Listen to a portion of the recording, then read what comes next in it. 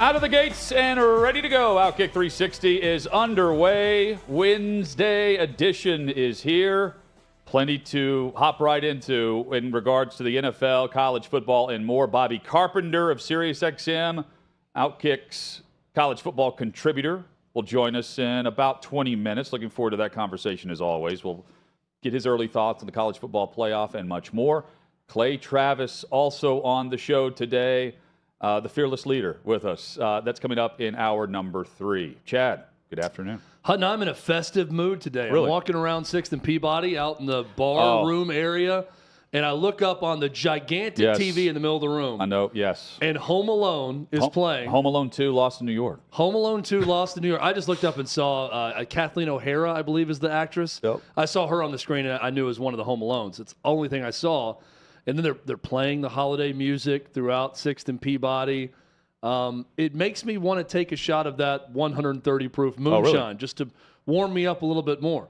Like Fox Business did this our guy Mark from Fox Business, he got the grand tour earlier, so he had a little bit of that. We've had it before, but I'm ready to go. I'm fired up. You know, I've threatened it many times, but maybe I'll take one of these cherries that's dipped in moonshine here today and just down this entire bottle on air.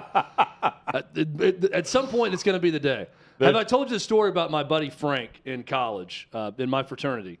In every band party we had at the University of Tennessee, the guy that every time he would wait until I was talking to a group of girls. Okay. And Frank would come up to me and just stand about 2 feet from my face, and he'd have his full beer in a red Solo cup, and he would slowly threaten to pour it on my head, and he's looking me through my soul, right into my eyes the entire time. And he's doing this number, and it's just getting closer and closer. And I'm looking at him laughing, thinking, you're not going to do this, Frank. It's not going to happen. Never going to happen. You know, the girls that I was talking to ran off, maybe because of me, maybe because of Frank. We don't know. We'll never know. But they ran off when Frank did that. And then our senior year, one of the last parties we had, Frank put the entire beer right on top of my head. It was an amazing long con. To have that long prank going that way and then to pay it off in the end, it was beautifully done by my buddy Frank. Withrow has threatened to do things on the air twice in regards to food. Once, hot dog eating contest we had about a decade ago, where I don't know what the challenge was, but you down like... The challenge was I was hungry and wanted to eat a lot of hot dogs. So we down like 20 of these or something. Yeah, but they were... people called me out on this, and they were right. They were like mini hot dogs. They were like half hot dogs that they gave us. They were large. I mean, for 20 of them. I think I had 27. Okay. But I had it over the course of our 3-hour show. 20 large hot dogs. This wasn't 27 mini dogs. This wasn't a Joey Chestnut, eating them in 2-minute type thing. So the hot dog eating contest, that was also the same day, I believe, that the... It's more about volume, not speed. That's what I'm trying to say. I'm going to get to that in a second. That was the same day Lance Armstrong's scandal broke, I think. Yeah. I think that... Weird day. Remember that day? Yeah. It's a weird show that we remember. Weird day. So you had that. About 2 months ago, you were putting pickles in your mouth. Here at 6th and Peabody. And I would say the cherries are far less awkward today, if you want to go that route. It's not cylindrical. That's the good news about the cherries. Yes. They're circular and not cylindrical. That's going to help me out a lot in terms of, for visual purposes, I won't be putting a cylindrical object in my mouth this time. It'll be cherries. But I do like the festive motif here with the red and green. It's got me in the spirit, Hud. I am fired up and ready to go on a big show today. Let's hit the headlines before we get to Bobby Carpenter. You can join us at OutKick 360 on socials. Hit us up in the YouTube chat as well. Just search out and subscribe to OutKick 360. Chad, the soothsayer, when it comes to what Louisville wanted to do, and if you're a fan of Louisville and you lose Satterfield and you upgrade by getting Braum, your guy, he's going, but Jeff Braum, by the way, leaving Purdue to take the Louisville job. And Chad, when you brought it up earlier this week, it made a ton of sense. And the timing of it made sense too, from Braum's perspective, based on where, don't you feel like Purdue's reached that ceiling with him? Yeah, I would say so. It's an upgrade for Louisville. Now, there's a lot of people speculating, well, Louisville must have known that he was going to take the job. And that's why Satterfield isn't there. But I'm thinking that's not a trade you can really work out. What you go to Cincinnati and say, hey, Jeff Braum, our alum, is going to leave his program at Purdue and come to ours. Will you hire our coach that we no longer want? This just worked out perfectly. Satterfield, I'm sure, did not feel the love from Louisville. Probably was talking about contract and everything else. Yep. They finished 7-5, but after a few weeks of this season, his job was very much in jeopardy at Louisville.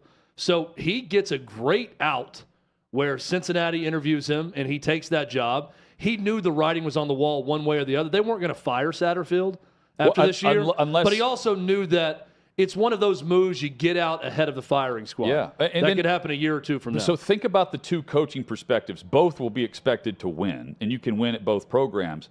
But Satterfield takes over a Cincinnati program with far larger expectations going into the Big 12, having already been a college football playoff participant a year ago, replacing a guy that was named and was considered for several jobs based on what he's done, Luke Fickell at Cincinnati, who goes to Wisconsin. And then meanwhile, you've got Brom, who's coming in, replacing a 500 coach and replacing a down season where the expectations are a bit lower, but expectations will be to win, and Brom will win. I mean, it's a win-win for Louisville. Satterfield now enters a Cincinnati program where he's got the leverage because they tagged him as the guy that they want to usher them into the Big 12. But far larger expectations based on who you're replacing there. And that's what's interesting here. And on top of it, Louisville was paid $3.5 million for Satterfield to take the job. Louisville gets paid, and then they can just take that money and hand that bag over to Jeff Brom, conquering hero returning home. Or to Purdue. I don't know what the buyout is. This is great for Louisville. Look, with what's going on with Kenny Payne and that basketball program right now, who's still winless, I think 0-9 is the record right now, maybe 0-8, 0-9. It's about to be 0-9 if it's not. That is a basketball school historically, and basketball is, I mean, I can't remember many trash heaps as bad as Louisville basketball is right now. So this is a welcome bit of good news for that athletic department. Jeff Brom's an upgrade. He's a great offensive coach. He did really good things at Purdue. This is a huge win for Louisville. He played there. He's from there. He played at Louisville Trinity, prestigious high school in the Louisville area. I think this is a great move for Louisville. He's going to do very well in the ACC. And for Cincinnati, it sounded good. We mentioned this, Hutton, when they hired Scott Satterfield. Boy, it looks really good when you can say, we're Cincinnati, and we went an hour and a half down the road or an hour, whatever the distance is. We hired Louisville's head coach away from them. That doesn't look as good today because there's no doubt in my mind Louisville got the better end of all of this, hiring Brom as opposed to Cincinnati, who now is left there with a coach that, while I still think Scott Satterfield can coach, the perception is, oh, we got the leftovers of what Louisville didn't really want because they got the guy they've wanted for years. Is this Jeff Brom's final stop? Yeah, I'd say so. If that's the case, Satterfield was going to get fired. If Yeah, you know that Brom's ready to leave, right? Satterfield got the best possible safety net that he could have It's crazy, received. yeah. But I'm just fighting against this notion that, Satterfield was told to leave because they already had an agreement for Brom. No, yeah, right. Do I think that influential Louisville people talked to Brom before Satterfield left or talked to him during the season, and they got some pretty strong assurances that he would leave Purdue this time around? Absolutely. They pulled this off very quickly. They knew Brom was going to leave to return to Louisville. I just don't think Cincinnati still had to hire Scott Satterfield. Right. So this isn't you don't trade with Cincinnati if you're Louisville and say, hey, hire our guy and forget about Alex Golish or anyone else you're interviewing. Hire him because we've got the guy we really want, and we don't want this guy, but, we want you to have him. No way that Not happened. good enough for us in the ACC, but good enough for you guys moving to the Big 12. No, that's not the way this thing happened. Scott Satterfield did a good job interviewing there and apparently doing a very good job in the interview process to land that gig. But ultimately, we talked with Shannon Terry about the plus-minus in the transfer portal. This is a transfer portal situation. Louisville ends with the plus. Agreed. Davey Hudson with a great note here. Davey, tell us, you looked up the hoop schedule for Louisville. It's 0-8 or 0-9? They're currently 0-8, and their next game is against the 1-9 Florida State Seminoles. Davey yesterday What's the line brought on up this? that Florida State was 1-9, and that blew me away. I'm thinking, is Leonard Hamilton still the coach there? Let's affect the spread on this game. Leonard Hamilton, Jim Boeheim, just coaching themselves into retirement. And I mean, a forced retirement. At the Boeheim, now last year and this year, complete slippage within that program. Maybe they turn it around. There's still a lot of time, but boy, I was shocked to see that. But Louisville, and they've got Davey knows this, they've got a former 5-star player in Brandon Huntley Hatfield who started a good bit at Tennessee as a freshman and was a contributor. And I'm thinking, how do you have a 5-star player on your team, even if you're surrounded by high-level walk-ons at Louisville, and you can't beat one scrub opponent in your first 8 games? Well, don't they also have a recruit whose dad was hired and they got him from Kentucky, or is it reversed? Remember that story? Well, I'm pretty sure that I got to look that up. It's one way or the other there. It's flip-flop, but I want to say Kentucky got the coach's son. Which, oh, okay. They got him anyway. I mean, that's even worse. Like, because you almost hire a guy thinking, well, we're going to get this, transformational talent because that's his kid, and I think the kid went to Kentucky. But I'll look up that story. Louisville did have a top 25 recruiting class as well. Like this year, those guys are there. That's, that's. I do not understand how. I mean, we like to overly tout our own coaching or GM abilities on this show. I think I might be able to win a game in that first 8 They've if got I was Florida Louisville's State head coach. Saturday, and they'll host Western Kentucky. They'll host Florida A&M, and then they'll host Lipscomb from right here in Nashville. Hit us up at OutKick 360. They opened the season, by the way, losing to Bellarmine, which Bellarmine. Yeah, so they got. I only know this because I once talked to a girl for a short time who was a student at Bellarmine in Louisville when I went to UT. Bellarmine is like a 3,000 enrollment Catholic school in the city of love Louisville. How you're like, tiny. This girl allowed me to private speak to her from Bellarmine. Yeah. Well, she wasn't there when Frank dumped the beer on me. Okay. I think she was just there at the party that he threatened it. Yeah. That's why I was allowed to speak to her. They've had a tough schedule so far, but they've lost to Bellarmine, Wright State, Appalachian State, Arkansas by 26. They lost to Texas Tech, Louisville did, 70-38. They scored 38 points in that game, losing by 32.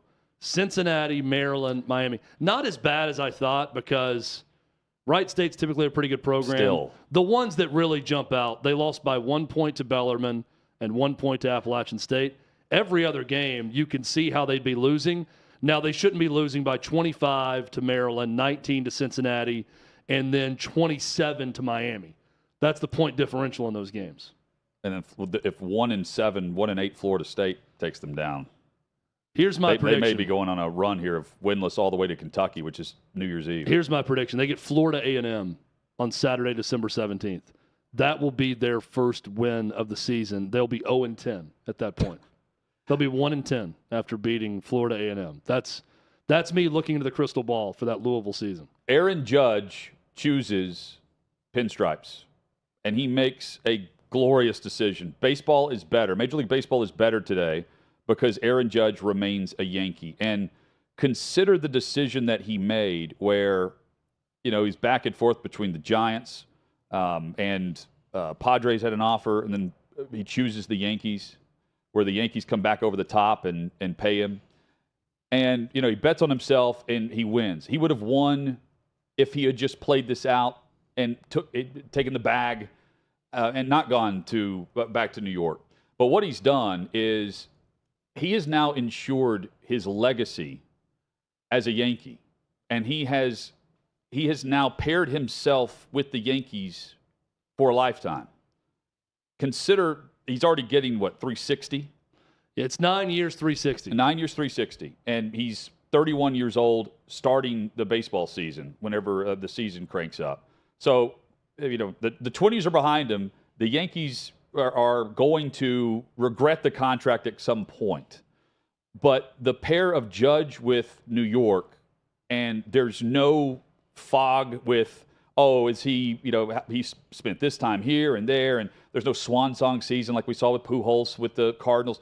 This is now a lifer. Homegrown talent. Aaron Judge stays, and it's rare to say in Major League Baseball especially that it's the right call to just double down and go back to where you were when you may have the grass green on the other side. But in this case, with the brand of Aaron Judge, this is skyrocket for him. And I feel like if he would have gone to the West Coast, we would have seen him as much as we see Shohei Ohtani or just any of the West Coast players. Now that he's staying with the Yankees, he is the face of baseball every single night. And there's value in that. And there's great value in the fans that get to watch him, even if you're not a Yankees fan. I'm all for this. With all due respect to the San Diego Padres, Aaron Judge on the San Diego Padres is doing Major League Baseball a disservice, quite frankly. Aaron Judge with the Yankees, you're going to get way more talk nationally with him on the Yankees. I think it's way better for Aaron Judge. There's just more – there's more tangible value to being a Yankees legend in that market and playing out your career there than there is signing for, what if it's 10 or 15 million more? I just think the overall value of staying with the Yankees is better than the 10 or 15 million more over 9 or 10 years if you go somewhere else. Now, it wasn't. The reports are, I'm reading a story from The Athletic that combed through 3 or 4 different reporters to get the basics of it. But the offer from the Padres was 11 years, $342 million. And he got 9 years, $360. The offer from the Giants was a little bit more. I don't have the exact numbers on it, but still did not match what the Yankees were going to do. And the Yankees came back at the 11th hour and added more to the pot. But again, like the brand itself is worth $15 million if you're just going to throw that out there, right? As a flippant number. Yeah. It's great for both, and it's great for Major League Baseball. Also, the side story to this is Aaron Judge of the Yankees, great. The John Heyman report about Arson Judge, where he had the autocorrect and it was arson, and then he had to retract it or backtrack from it from the New York Post. Hilarious, but the funniest part of it are now all the jokes about Arson Judge instead of Aaron Judge, his alter ego. But how about the Padres? I mean, they give Trey Turner a record-breaking offer. He turns down more money in San Diego to go back to the East Coast and sign with the Phillies. And now it's just, the reports are, well, we'll move on to Xander Bogaerts. I mean, they're just going one down the list and saying, here is a bag of cash, over $300 million. Will you please sign with us? Because we're going for broke. We will sign any big star that's out there. And I got to say, it's amazing. I like the approach if you're the Padres. So not every team could do it, but I like what they're trying to do. Currently, payroll-wise, Mets, Yankees, 1 and 2 right now for next season, as it stands right now. The Braves are like top 5, right? They're going to be, I think they were like 12th last year. They were surprisingly low. I think they're higher based on projections today. Yeah, they're going to have to add someone to the team at some point. They haven't done that yet, or anyone big. The average age of the Mets starting rotation is 34 years old. So they are after adding Justin Verlander, they are very old in that starting rotation. Experienced, good, talented for sure, but average age 34. Great for the regular season until you play Atlanta late. Bobby Carpenter joins us when we return. We're talking college football playoff, the decision to put Ohio State in, and the matchup against Georgia. Former Buckeye joins us next on OutKick 360.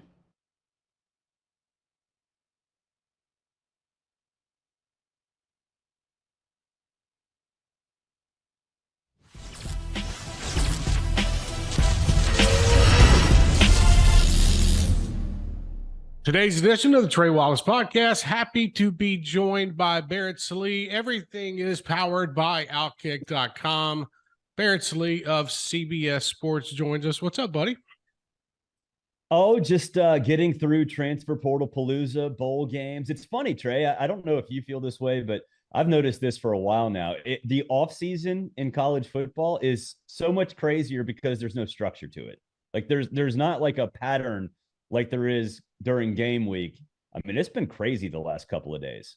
It hasn't stopped, and that's the wild part about it. I mean, we were sitting in Atlanta on Saturday afternoon and watching Georgia demolish LSU, and we knew what was coming on Monday. And I don't think we expected it to be as we knew it was going to be crazy in a sense of there's going to be a lot of people testing the waters. But man, what we are seeing in the transfer portal, Barrett, it is setting up for the future And there's a lot of kids that are going to be looking for homes after January, I think, that aren't going to have a spot. Yeah, over 1,000 kids in the portal as of this morning. I kind of thought there would be a small group that, just put their name in just every single year, which, I mean, look, I get it. It makes sense. You're going to improve or you're going to have issues. And so you want to find different spots after every season. And, I understand that, but I mean, it is just nonstop. The names that get put in there. I think that coaches and even players that are not putting their names in the portal probably did not expect the wild, wild west to be this wild. And the fact that you're getting so much booster money, collective money put in, the NCAA has got to be throwing their hands up in Indianapolis like, what do we do? What do we do? Because you're not supposed to recruit with NIL inducements. I guarantee you all of these kids are being recruited with NIL inducements. So it is a bizarre time. There's no doubt. Yeah, the one thing that stood out to me is I was talking with Dan Mullen last week about this, and he brought this up that players are going to go into the coach's office or contact the local collective and be like, hey, guys, this is what I did for y'all last season. Look at my stats.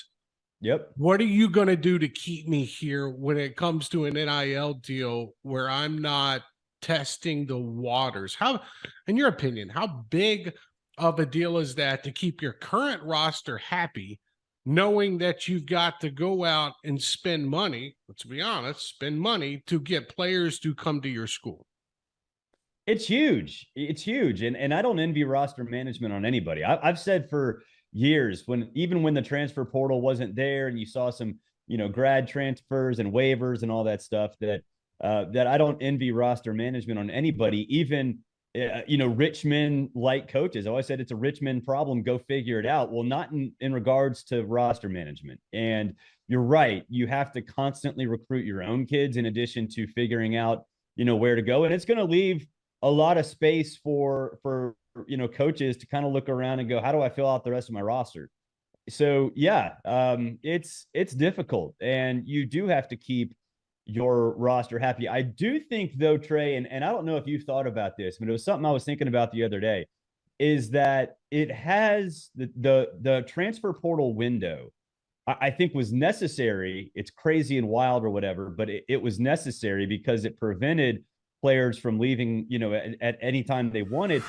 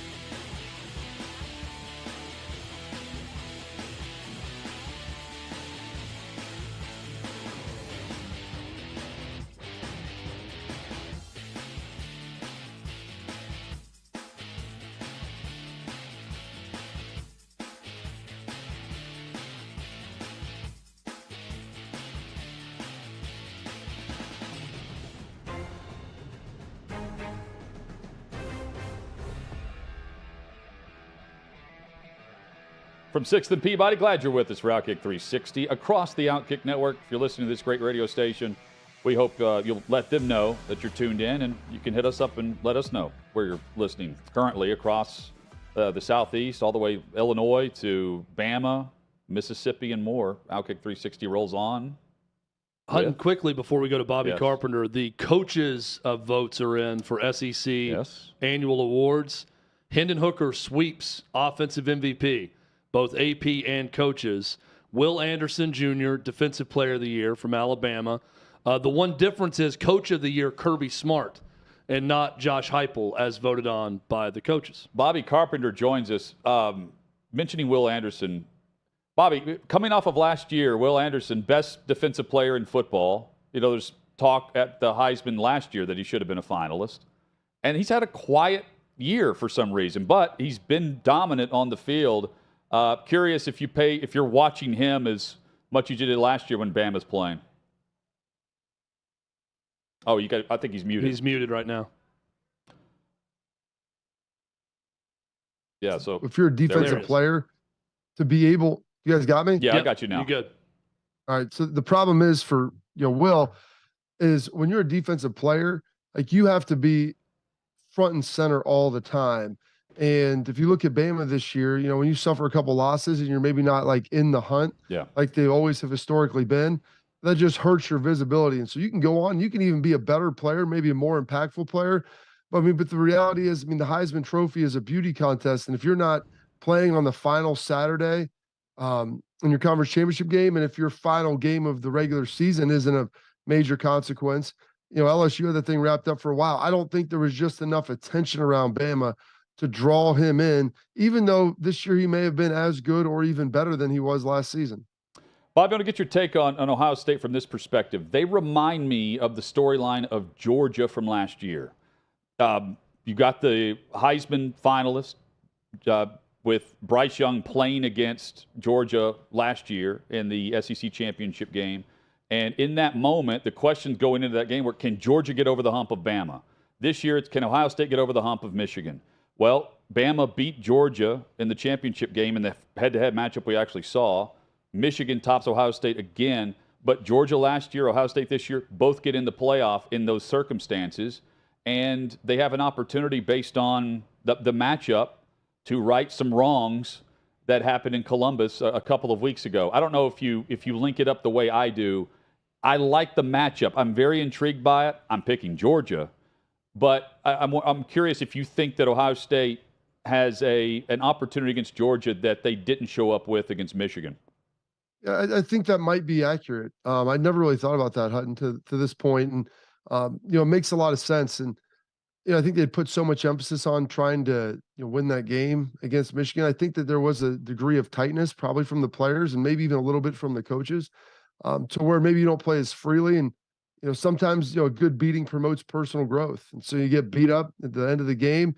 You take a look, some self-introspection, which is what I'd hope a lot of those guys are doing in the transfer portal. So I'm sure we'll get to that here at some point. Yeah. But, you get the chance then for 3 or 4 weeks. You're playing the best team in the country in Georgia, defending national champs. They've basically been wire number one.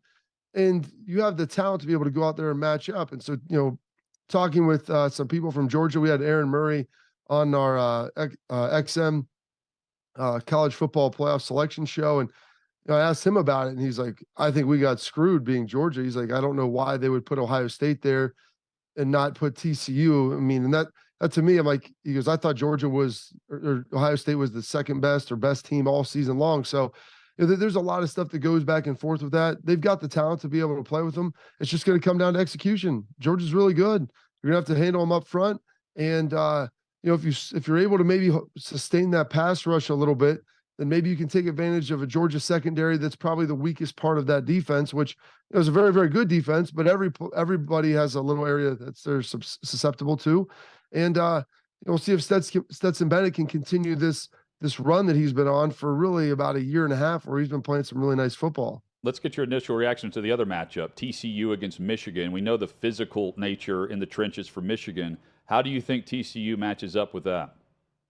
TCU, they'll be able to move the football some. Max Duggan's, he's a tough dude. Like he's really talented. But I think you saw against Kansas State, like if you're going to stay with the run, Kansas State was about to pull away until that fumbled punt. So if you continue to stay with the run, keep pounding on them, TCU is a good squad, but in Michigan, even without Blake Corum, I think they still have the offensive line, and obviously Donovan Edwards is still playing, and they've got some other talented backs. And JJ McCarthy played out of his mind, and maybe that was the game he needed against Ohio State to kind of put him over the top. You saw him make some plays. Then against Purdue, I would like Michigan to win it. I think at one point they opened at like an 8 or 9 point line. It got bet down very quickly, but I believe that Michigan's probably a touchdown better than TCU. Bobby Carpenter with us from SiriusXM. Bobby, you mentioned that transfer portal, record number of guys going into it This is not anything that's going to change anytime soon. When you look at the list of names, specifically the quarterback position, just overall, what are your thoughts when you see that many players in the transfer portal and then seeing some of the names of the programs where guys are leaving from? Some may surprise you that are at the top of the list where guys are transferring from. Yeah, it's kind of crazy when you think about it. I mean, over 1,000. There was a bench basically about 130 Division I FBS programs, and so equates to about 11,000 players, scholarship players. You're talking about almost 10% of those guys now being in the portal. And believe me, I think the transfer portal can really work. And I'm all for giving guys freedom of mobility and freedom of opportunity. The problem is that I don't know if a lot of these guys are mature enough to be able to handle it. And I think some of them get bad information. They listen to the wrong people who may not have their best interest truly at heart as far as developing them as a football player, and then their trajectory of life of where they're supposed to go and what they're trying to do. And, all these guys are going to get in the portal. And the reality is probably a third, maybe up to a half, aren't going to find a place to land. And that's going to be devastating for those guys. And then I look, you look at Devin Leary, like a guy at NC State. He's had a lot of success and he was hurt this year. I get it, and had some issues, but I mean, you're going to leave a place you went. Spencer Sanders at Oklahoma State. You've been there. You've been really good when you've been healthy. And are you just exploring the opportunity to leave, seeing if you can get a better deal somewhere else? Believe me, I'm all for guys making money and doing everything that they can. But there's just some things where I see guys getting in, especially the quarterback position. And I don't truly understand, like, are you going to be able to find a better situation?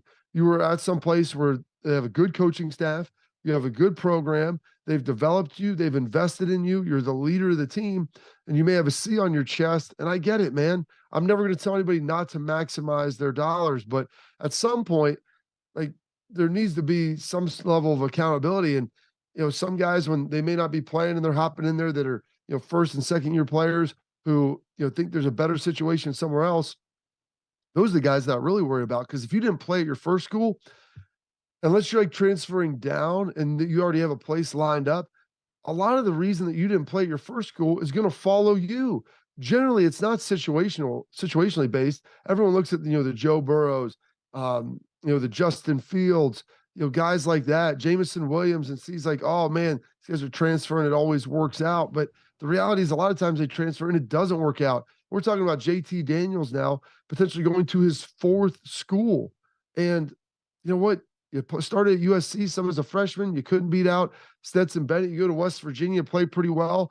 You're eventually going to get benched at the end of the year. But I mean, instead of maybe staying and fighting for your job under the same system, like, okay, I'm going to go somewhere else and see if it can be better. You've been to 3 places already, man. At some point, like, grow where your feet are. And I hate sounding like the super old guy, but we had George on earlier this week. And like, how do you coach these guys? Like how do you challenge people to get better and to improve when their solution to everything is like, maybe you're going to look out the door and go find somewhere else. I mean, generally the problem is always the player. There are times where situationally it works, but that's probably 10 to 15, maybe 20%.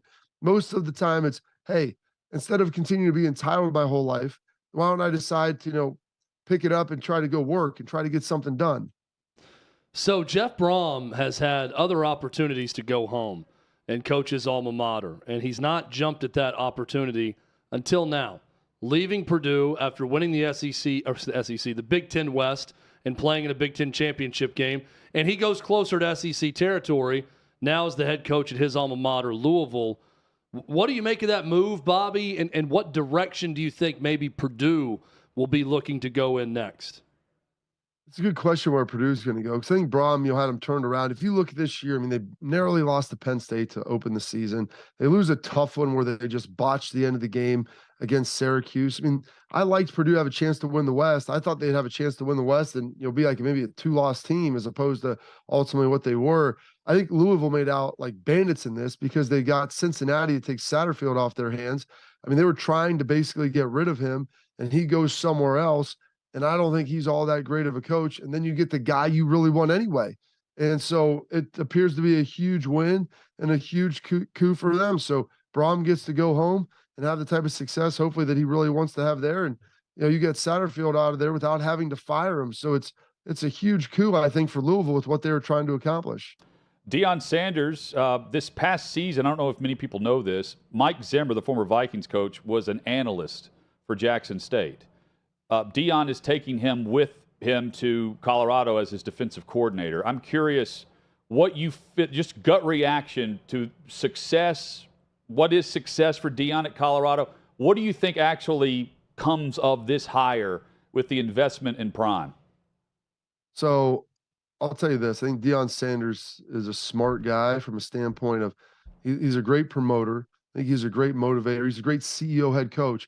And to do that, he needs to bring in great minds around him. Mike Zimmer, I believe, coached him in Dallas as the defensive backs coach, maybe D coordinator at a point in time. He was the D coordinator my rookie year in Dallas. I have immense respect for Mike Zimmer as a coach who will hold guys to task. As someone on X's and O's, he's really good. Got a little tight and got a little sideways up there with the Vikings at the end. But, you know, I think if he's coaching under Deion, he's perfect because he gives them that structure. He knows how to come in and run the defense, and Deion can turn it over to him and say, listen, this is yours, Mike. You've got it. Go own it. You know, Deion brought in, I believe, Sean Lewis, the head coach at Kent State, to run their offense. They run a very up-tempo offense. He's done great things at a place that historically it's really hard to win at. And so he's surrounding himself with high-quality people. And if you do that, you have a chance. The second piece is being able to get players. I think Deion has proven that he'll be able to get them. You know, down at Jackson State, that's one thing. Can you get those same guys from the South to ultimately go all the way up to Boulder? Like, that's the question. Or can you get guys in the West Coast footprint? You know, Colorado doesn't have a ton of great football, so you're going to have to go other places. It's a beautiful city. They've got an awesome tradition. They've been bad for about 20 years. Can you flip that over? I think Deion can. If they're going to invest the dollars in it, then I think he's really got a chance. I want to ask about a couple bowl games, not in the playoff, but that are very good matchups. I want to start in the Rose Bowl. Utah had never been to the Rose Bowl as of last year, their first trip. Now they get back-to-back trips as they're going to take on Penn State. What do you think of the matchup between those two programs? It's Kyle Whittingham and James Franklin going head-to-head. Well, I think it's two programs that really want to win this game. You know, James Franklin really needed this year. He took advantage of it. They won 10 games. They bounced back. They only lost to Ohio State and Michigan.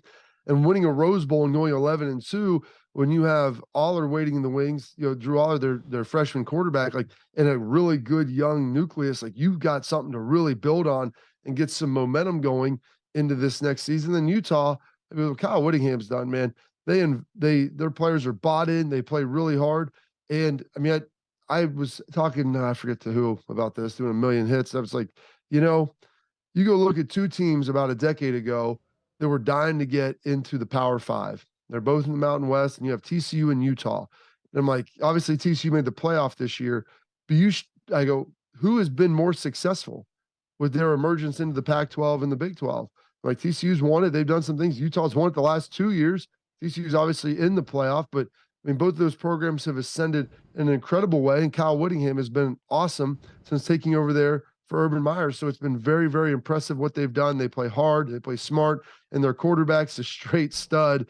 And Cam Rising, like, I love that dude. The shot he took in the face and then just getting up and going and playing. And laughing. I mean, I thought I was targeting. I guess I have no idea what targeting is anymore, but good for them not calling it. Good for him getting up, puts his helmet back on, smiles, and then talks some trash about Caleb Williams painting his fingernails.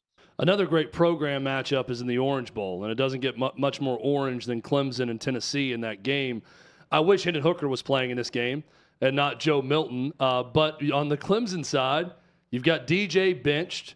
He's in the transfer portal now, and they're going with the freshman in this game. So reasons to watch this game for now, Bobby, but a lot of reasons for both these programs to watch this game for the future with these two quarterbacks, because they will be the starting quarterback next season. Yeah, I think it's something that's important to note. Like you said, you're getting a little bit of a preview now. You would have loved to have seen Hendon Hooker in this game. You know, you want to see what Klubnik is. Now DJ's gone. This is going to be your show. And you've got, you know, a couple weeks, 3-4 weeks to be able to prepare this. They just won the ACC. You should feel pretty good about the momentum you have going there. And you know, we talk about it being a down year for Clemson, and it's not what they would have hoped and dreamed for, but losing a couple games and then ultimately winning the ACC. And if you get a chance to beat a team like Tennessee, who's played really good football this year, you know, that'll be big. And then also for Tennessee, you know, with the departure of Alex Golesh, how are they going to look offensively? I know Heupel's obviously heavily involved and calls a lot of it, but they still have some other adjustments there, as Golish is now down at USF trying to rebuild that program. So you're getting a little bit of a preview here of two teams that one had a massive ascension this year and just injuries kind of derailed them, and another one that looked like they were getting back on track. And if they can get their offense going again, I think you feel pretty good about the Tigers as well. Bobby, do you have a Heisman vote? I do. Are you allowed to tell us who you voted for? I don't know. They told us not to reveal it for a couple more days. But yeah, so they told us not to reveal it. It's my first year, guys. I'm trying not to get kicked off after 1 year. I'm happy that hopefully I would consider myself a football person. Trying to get more football people on there. Are your top 3 there in New York? Yes, my top 3 are there. Okay. How difficult was the selection process this year for you? It was really hard. I sat there and I tried not to overreact to one weekend of games with what guys did, and then looking at body of work, but then also understanding like, hey, on the biggest stage, did you go out and perform and play well for your team? And so those trying to balance all that stuff. And I know there's people that are upset that Stetson Bennett's there, and I'm like, listen, did he have like the greatest numbers? No, but he made big plays for his team when they needed him to, and he went and played really well when his team has needed him. And so, I think he is very deserving of ultimately being there. I think Max Duggan's done everything, that they've asked him to do. Caleb Williams had an opportunity to win it, I think. I was waiting on Friday night just to be like, all right, I can put this guy in as number 1 if they go win this game. And he didn't play poorly. You look at his numbers, like it wasn't like he played bad. He just couldn't move. And so he didn't necessarily have that breakout performance that you ultimately wanted to see. So this year, I've always wanted one, because in the past years, like, boom, I could have rattled 3 guys off. And I sat there Sunday afternoon staring at my computer, trying to figure out like, okay, I'm going to have to like write some stuff down and try to start talking through this now, because it's a life-changing opportunity. And I'm one out of however many thousand voters. But I want to make sure that at least if it comes down to the margins, that my vote was thought about, it was cared for, and that, gave the time that these young men deserve. Yeah, and I think you're in the minority there. I ranted yesterday about the time and effort that, the vast majority, I think, of these voters spend watching college football. You're a lifer with it. I know you're watching coast to coast. Well, I don't think the majority of these voters do that. If you're not watching at least 200 games a year, then there's something going on. Wait, maybe that's not it. Not 200. Whatever. What do you have? 12 weeks, 2 games, probably 4 games a Sunday, maybe close to 100 games. Yeah. Like consuming, not 200, close to 100 games that I watch most or all of. I'm getting a good 4 or 5 games in each Saturday, probably some Thursday night, watching some Friday night. It's like, that's the only way to do it justice, that you can kind of see everybody. And also, like, try to stay up and watch the Pac-12 stuff. I know they talk about the bias, but I'm like, listen, there's some good players out there, and you want to make sure you have a chance to watch them. So I try to take that thing seriously. And people that turn their vote in early before the final week, like, I have zero respect for you doing that, because that's just lazy to me. With you. B-Carp 3 is where you can find them, and you can also find them on SiriusXM. It's channel 84, right? Yes, sir. Okay. With us each Wednesday. We appreciate you, man, and we'll catch up soon. Yes, sir. Yes, have a good one. Thanks, Bobby. Man. Bobby Carpenter with us Wednesdays in the first hour. We've got Clay Travis coming up in about, hour and a half or so, roughly. He'll be with us. Looking forward to that conversation when we come back. Primary Complaint on OutKick 360.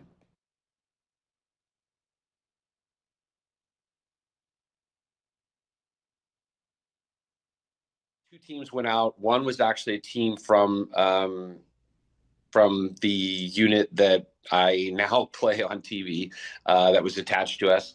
They went out. They went on the front side, or went around to go to the front side of this other house, and my team was basically going towards the back side of the house. So very shortly, what happened was it was the wrong house, and when we hit that one house, the actual house it was, which was next door, which is not exactly next door because Sutter City is kind of weird of how it's built. But, they heard us. They were getting ready, prepping, their gear, and so they were ready to go. So when that team came around, a bunch of dudes opened up out of the front, what I assume would be the living room, with AKs and shot. I think they shot 3 if I'm not mistaken, they shot 3 of the members of that team. 2 of them were pretty much out of the fight at that point. But they were, I mean, it was heavy. I wasn't on that side of the house, but just hearing it, I was like, oh man, that's extreme. So I ran into the back door, which came into the kitchen, cleared through there, went in the hallway, and those same guys, as we approached that room, shot through the walls of that hallway, shot the guy literally right next to me. So then we backed off, and then we were and I'd have to draw it out, but we were in a tactical position that was just there wasn't a lot we could do. So we were trying to kind of figure out how to solve it. And the next thing I know, I remember just the whole room, or actually it wasn't really a room, it was the hallway, so it was more like a tube straight at me, and just everything exploded. And I actually remember hitting the ground and looking up down the hallway. And I was just confused. I didn't know what had happened. And I can say, getting shot at, okay. It's one thing, but the explosion made me feel small. It was like a superhero just grabbed me and was like, or it was like the Hulk grabbed me and was like, it felt like a supernatural power. And it blew, so it was a nighttime hit. It blew my nods and my nod mount off my face. So I went from, under nods to not being able to see anything. It obviously, my arm, I thought it blew off. I'm trying to think of what else it wrecked, but it wrecked several things. But and everything was pitch black for me, and I really didn't know what was going on. I just felt my arm was blown off, so I got up and walked outside to the back, and there was a wall that we had hopped to get in.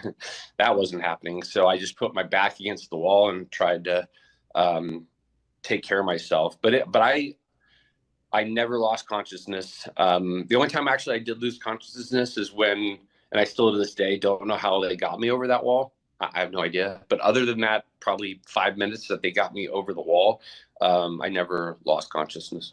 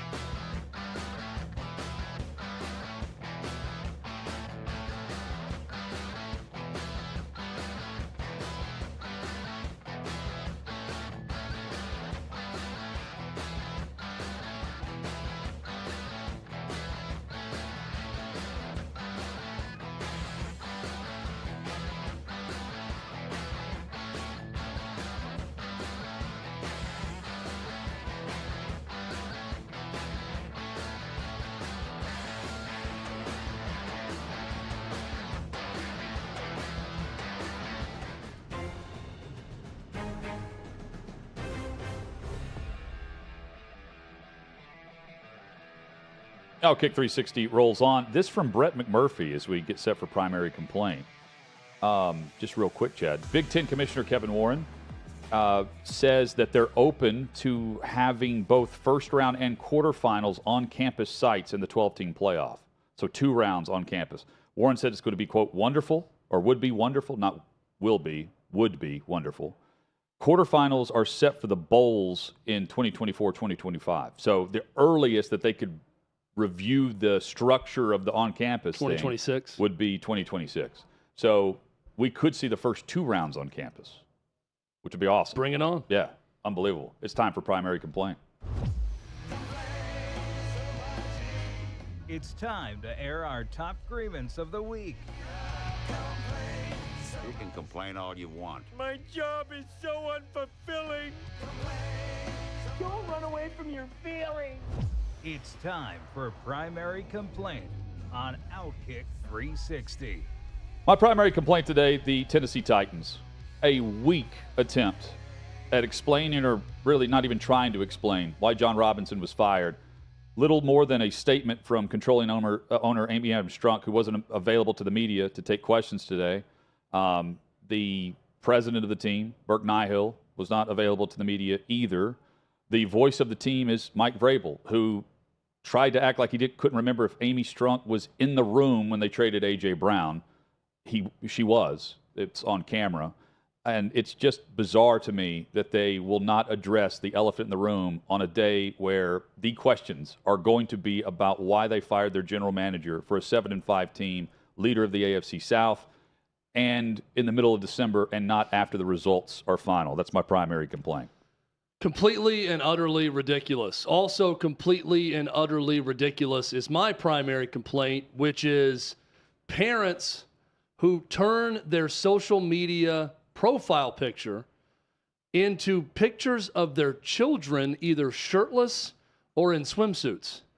And I'm not talking about little kids. I'm talking like college age, young adult, high school age kids. Awkward age. And I've seen this from at least 3 different people, that their profile picture on Twitter, on Instagram, or on Facebook is not a picture of themselves or their entire family. It is a picture of either their son, shirtless and ripped up, or their daughter in a very small bikini, or both of them together. I find this to be quite odd. As the father of 2 daughters, I can guarantee you my avatar and my profile pic will never be my teenage daughters in swimsuits. Please, let's stop this. Let's make it go away. And that's my primary complaint. Corey Taylor next up for primary complaint on OutKick 360. Thank you, guys. It's so good to be with y'all again on this wonderful show. Mine is about Smokey the Bear. I grew up loving Smokey the Bear. My childhood, I remember seeing the fire rating on the sign. And now I saw the other day that they have let Smokey the Bear go in all of British Columbia. He has been retired after 80 years. I got a photo I submitted I wanted you to see. Yes. Now they have a Dollar General Pokemon Pikachu version of him that they're calling Ember the Fox that is supposed to help make awareness for fire more inviting to young kids and stuff, and I just hate it. So, This is awful.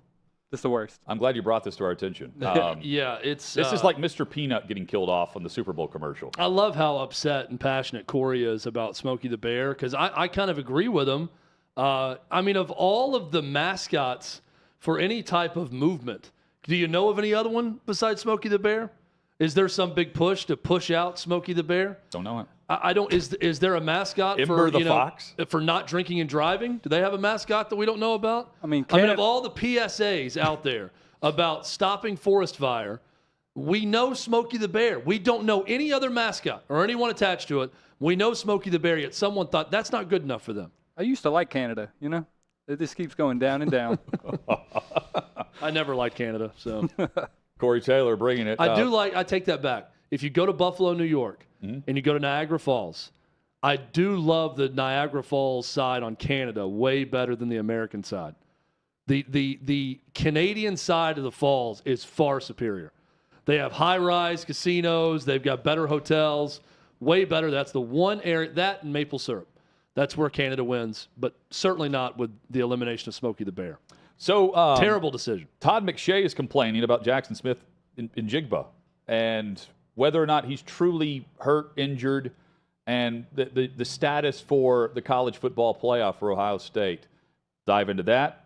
Jeff Brom to Louisville, and Von Miller headed to injured reserve for the rest of the season with an ACL injury. We'll discuss the impact of that for the Buffalo Bills. It's official. He's not returning this season. We'll return in a matter of minutes. OutKick 360 rolls on across the OutKick Network live at 6th and Peabody.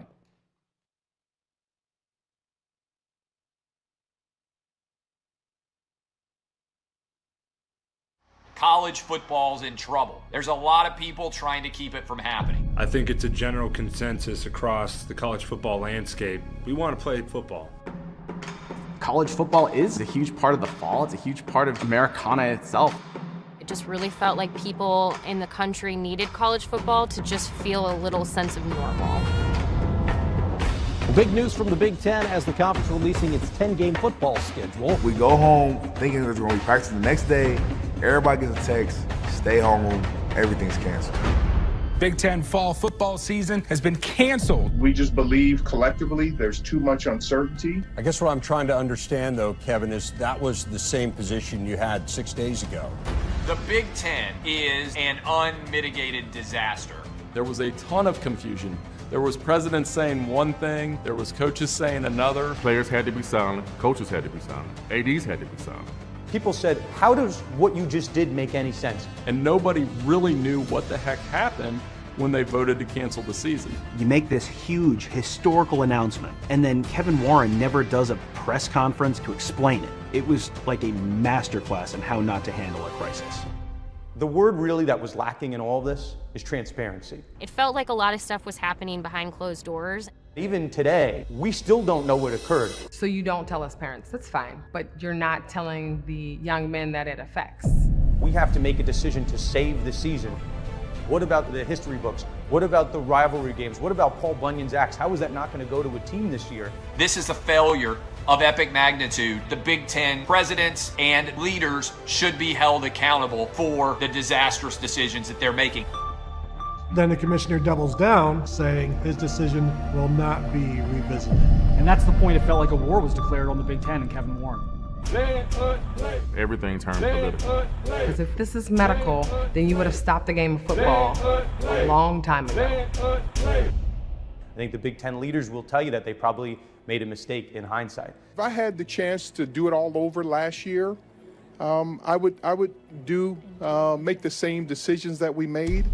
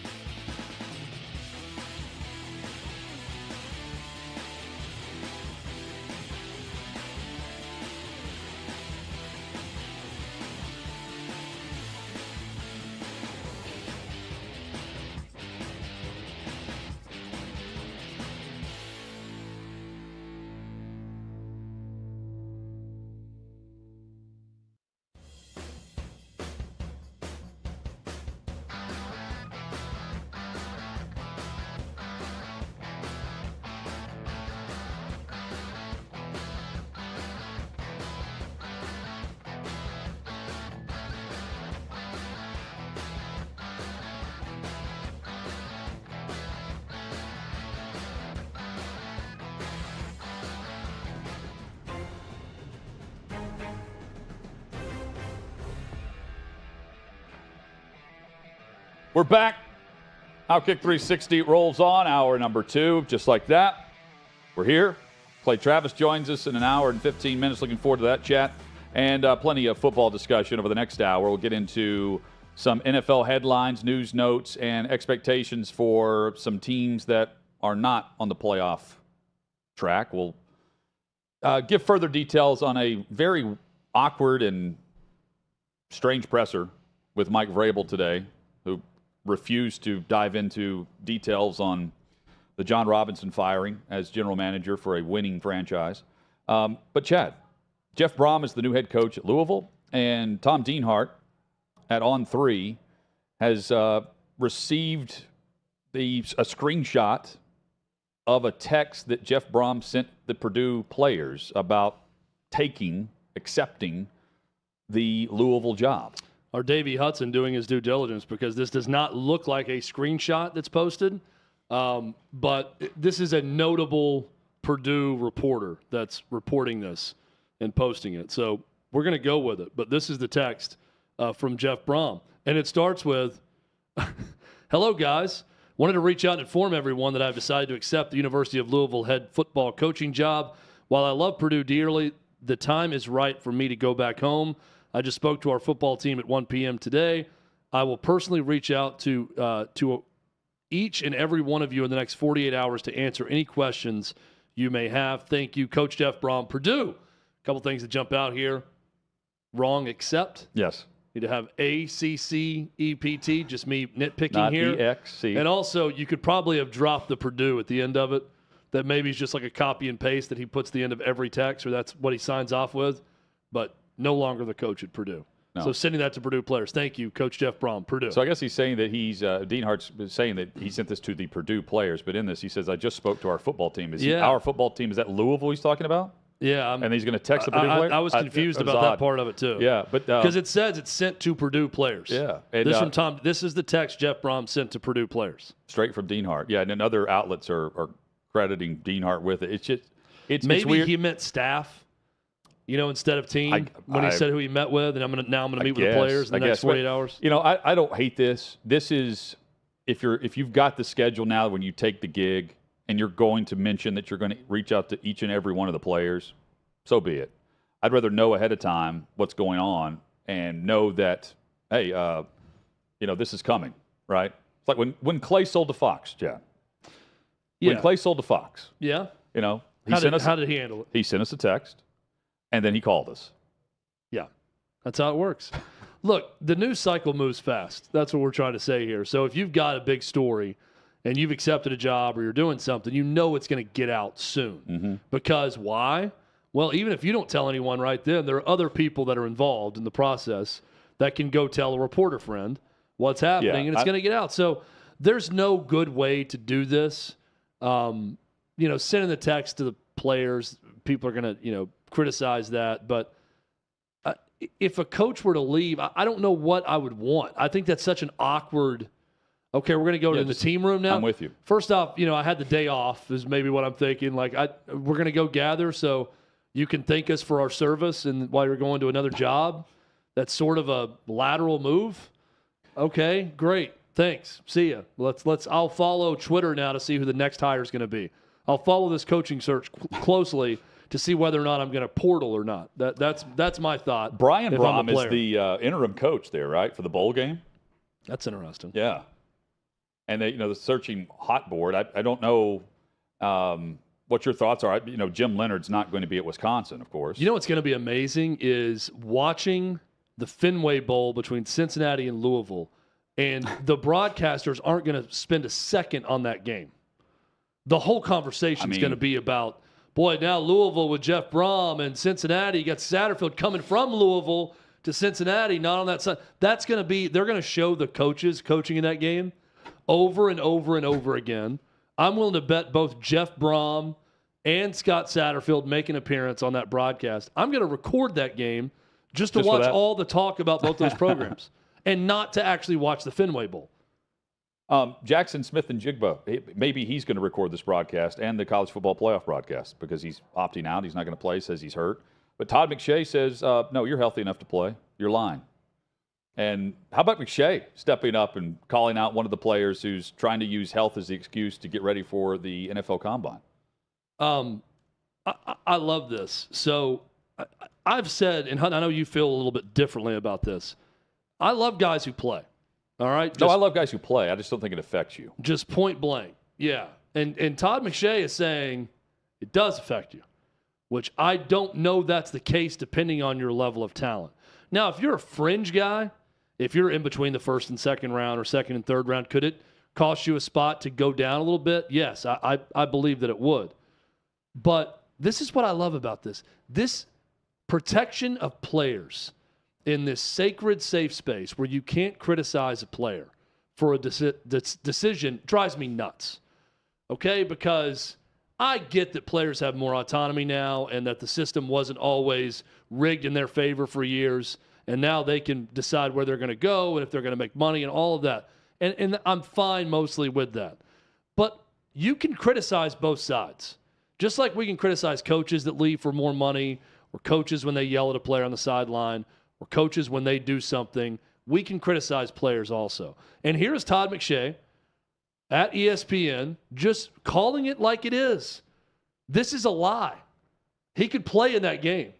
Todd McShay is talking to NFL people. He's talking to Ohio State people when he gets that information. Ohio State would know. He's been observed by a team doctor, I'm sure. Yeah. He says in the tweet, it's because of advice from my doctor. I've done everything I can to play. And then here's Todd McShay saying that's just not true. You're opting out. You could play in this game if you wanted to, and you're not. I love that here's what I love about the story of anything, the willingness to say it. The willingness to go out there and report that he could play. Because another sacred area, Hutton, is if someone says they're hurt, they're hurt. You can never put that into question, right? You'd never question a guy in college that says that, oh, he's lying. He's not hurt. Well, in saying that he, after consulting with doctors, there's just nothing more he could do. He tried everything he could do. So, if, you know, that I'm all for it if he's ripping him for the sake of saying, well, he's opting out. We've seen guys, I mean, Derek Stingley Jr. opted out. He's a top 5 pick last year. And he's a solid player and a great defensive back out of LSU. Point being, like, if you're trying to use this as an excuse to mask the reason why you're not playing, that's not cool. Like, if you're trying to improve draft stock or not have your draft stock affected because you're pointing to injuries.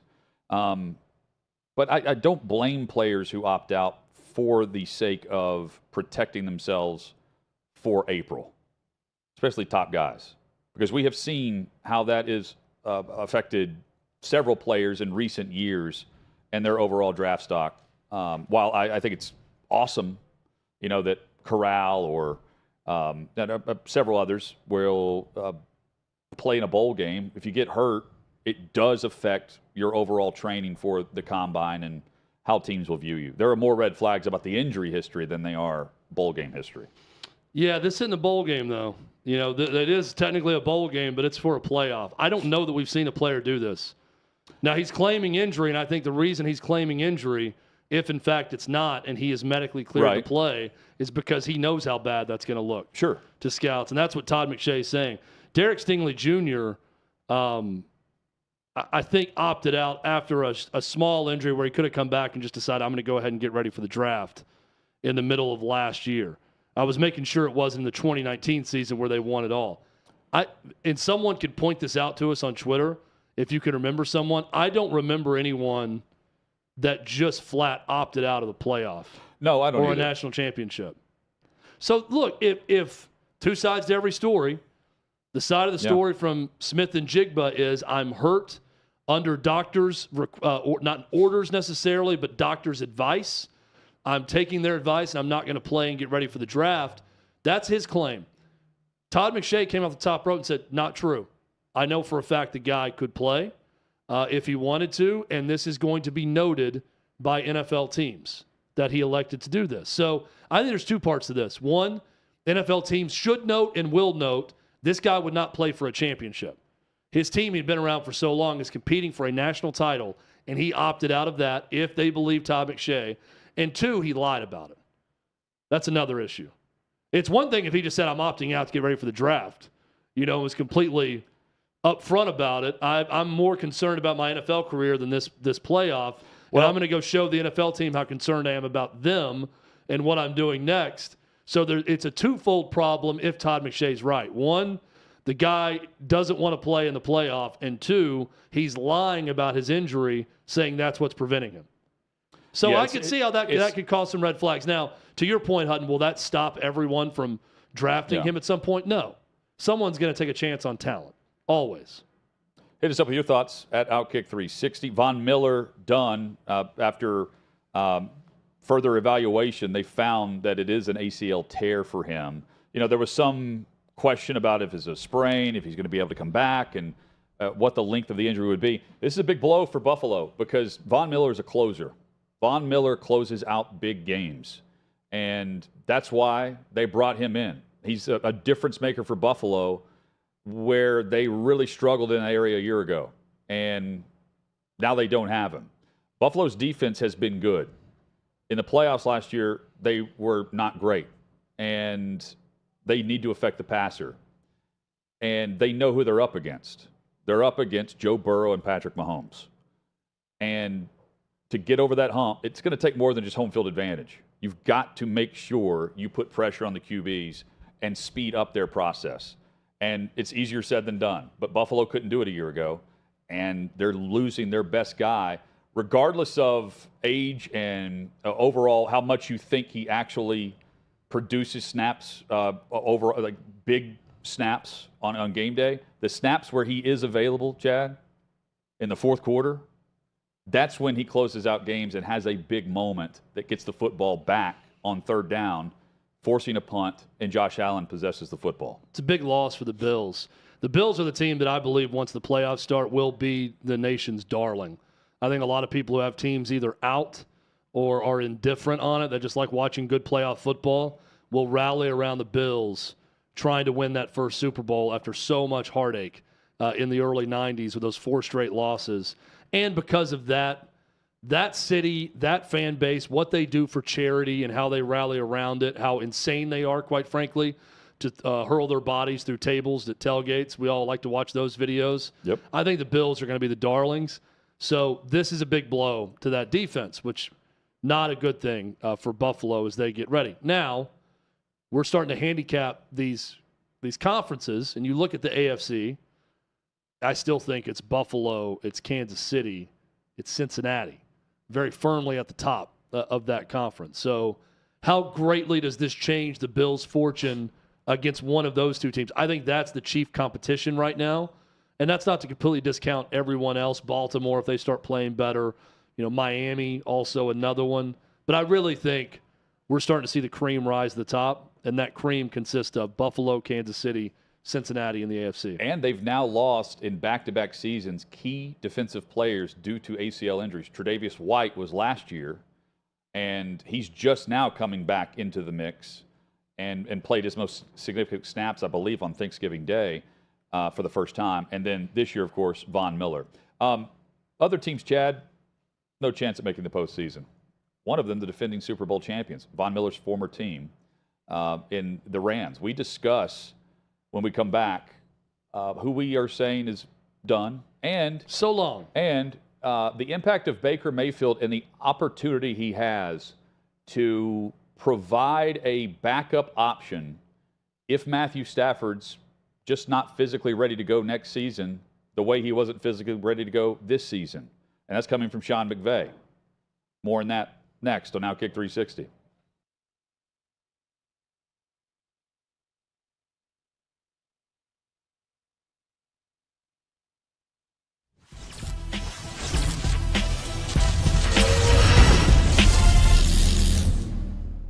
Today's edition of the Trey Wallace Podcast. Happy to be joined by Barrett Salee. Everything is powered by OutKick.com. Barrett Salee of CBS Sports joins us. What's up, buddy?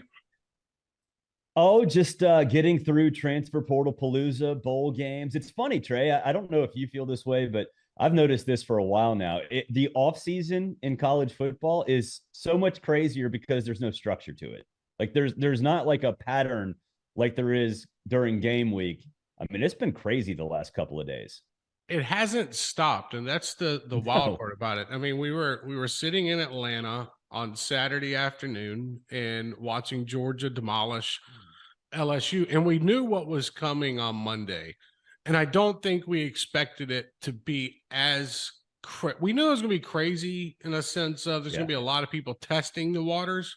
But man, what we are seeing in the transfer portal, Barrett, it is setting up for the future. And there's a lot of kids that are going to be looking for homes after January, I think, that aren't going to have a spot.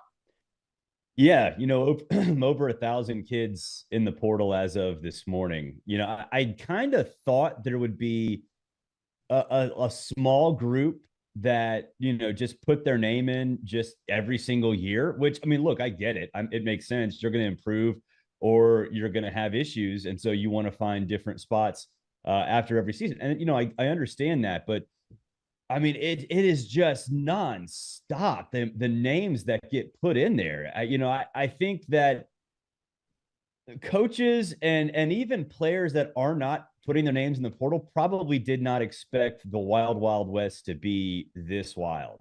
And the fact that you're getting so much booster money, collective money put in, the NCAA has got to be throwing their hands up in Indianapolis like, what do we do? What do we do? Because you're not supposed to recruit with NIL inducements. I guarantee you all of these kids are being recruited with NIL inducements. So it is a bizarre time. There's no doubt. Yeah, the one thing that stood out to me is I was talking with Dan Mullen last week about this, and he brought this up that players are going to go into the coach's office or contact the local collective and be like, hey, guys, this is what I did for y'all last season. Look at my stats.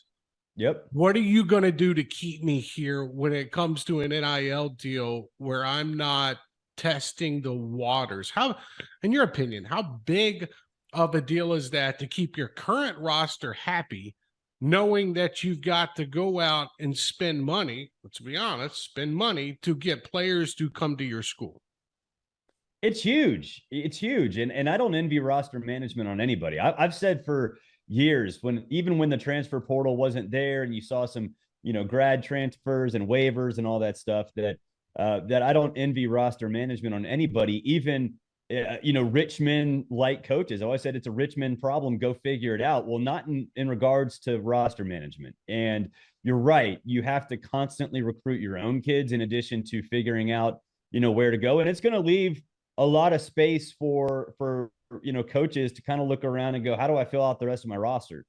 So yeah, it's difficult, and you do have to keep your roster happy. I do think though, Trey, and I don't know if you thought about this, but it was something I was thinking about the other day, is that it has the transfer portal window, I think was necessary. It's crazy and wild or whatever, but it was necessary because it prevented players from leaving, at any time they wanted.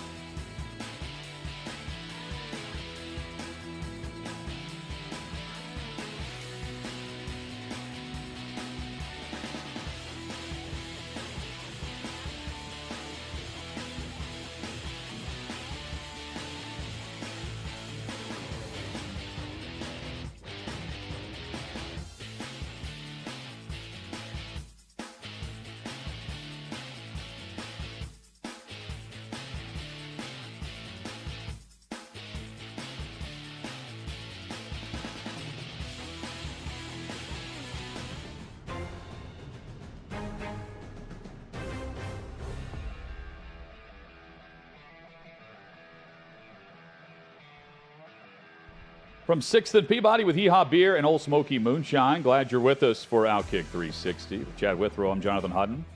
Hit us up on Twitter, YouTube, Facebook, and at OutKick.com. Just search out OutKick 360. Chad, the Los Angeles Rams are an easy pick for me. I'm eliminating them from the playoff contention.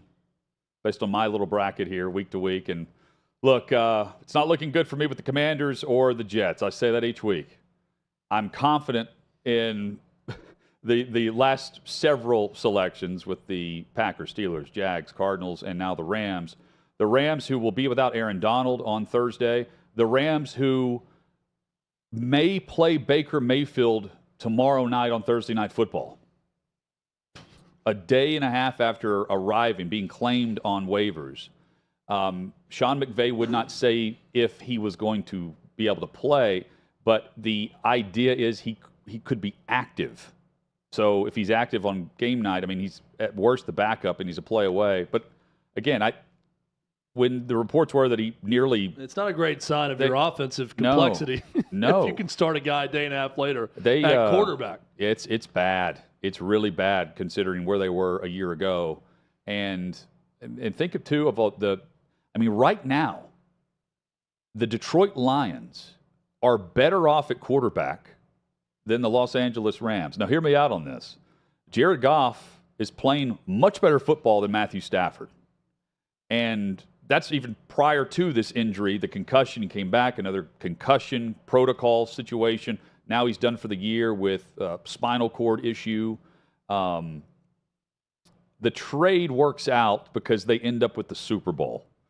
But this roster is aging, and this roster is highly paid, and they don't have draft picks to go get quarterbacks. That's why they're claiming for $1 million Baker Mayfield over 5 games just to test the waters and see if he's capable of being a backup plan if Stafford's lingering elbow issue, didn't throw all off season, now the back issue, if those things linger through, you could see a Matthew Stafford that's not ready to play based on whatever needs to happen this offseason. And Chad, you were buying into the elbow issue this offseason. I thought, based on their roster, I was thinking, man, they're going to come back and be fine. They added Allen Robinson, and no, this has been anything but the same team. It's really bad. And they're not going anywhere this year. Moving forward, they're just trying to figure out the direction they're going at quarterback. And that's very uncertain right now. And Baker's got a chance to at least link up with Sean McVay and figure some things out over 5 weeks. Well, look, they won a Super Bowl, but the whole, F them picks mantra is going to look different in a year when they're really bad again, which I think this is a team that's headed for the basement before they get back up towards the top. So and at some point, you don't have any more picks to trade for other players. This is the whole balance, right? You get the one Super Bowl, that's great. Sort of the Marlins approach back in the day. They won 2 World Series, and then they completely bottom out for a decade after winning the World Series. But they won 2 World Series. Well, the Rams, this approach worked. They win the Super Bowl. But does it really work if in the long run, and you quickly bottom out? They should not have bottomed out this year. I'm with you on that. Yeah. Some unfortunate things, and Stafford's health being chief among them. Well, they brought everyone back to run it back. And it's definitely not happening for the Rams. And now tons of uncertainty around that roster after this season, especially at quarterback. Maybe Baker Mayfield starts after a day and a half and looks good, and then Baker Mayfield resuscitates his career in L.A. with the Rams, and then you got a different story. But I don't know that I necessarily see that with this team. Surprised though that the Rams are in this position. Yep. And I'm going to go with my elimination pick now. Okay. And I am going to go with, I went with the Rams last week, Hutton, so I was with you on that one. The Saints. I was honestly surprised to look up and down my list of teams I've eliminated from playoff consideration and not see the Saints already on that list. The loss to Tampa and the way they lost it, and the Saints had Tom Brady's number. That defense suffocates, knows how to play Brady and that Tampa offense since he's been there. They did a good job again in this game for the most part. They're up 16-3, fourth quarter, 6 minutes left, no problem. Brady leads the Bucs back. They win the game on a touchdown pass with 6 seconds left in the game. Dennis Allen, I believe, is another on the list this year of a one-and-done coach. Right. I think it's Nathaniel Hackett, Dennis Allen. Hutton, you bring up a good point. Depending on what happens with the rest of the Bucs season, does Todd Bowles join that list? Could. Of one-and-done coaches. I think that's absolutely a possibility. But the bigger possibility right now is, and one I think that is a certainty, the Saints aren't going to the playoffs They are my Week 13 elimination pick. It's getting more and more difficult now, though, as we get down through the weeks of eliminating teams from playoff contention. Let's go back to they're up 16-3 with, 6 minutes left or something? A little over 6 minutes. The Saints put Mark Ingram back into the game. He was injured. They put him back in the game. 2nd and 8. He caught a wide-open pass, but he ran out of bounds just short of the sticks because he was coming up lame, like he was too injured. And by the way, Mark Ingram, I'll read his tweet in a second. He fell on the sword, and he was awesome in that defeat. But on 3rd and 1, and at the time, it was 3rd and 1, they're showing Bruce Arians on the broadcast because it's 16-3, and the broadcast is already discussing how different this team is without Bruce Arians running things as the head coach. So they're showing his reaction, and then 3rd and 1 pops up, and they throw the football. Andy Dalton attempts this dart on this quick slant, incomplete, and you see Arians, they go back to him, and he's talking to somebody like, can you believe they just threw the football? We're getting the ball back here. Like, these idiots. Yeah. He'd run the football for a yard, quarterback sneak it for a yard and move the sticks. 4th and 1, Bucs 44-yard line. They end up punting back to, with 5 minutes left, Brady, who goes down and gets the first set of points.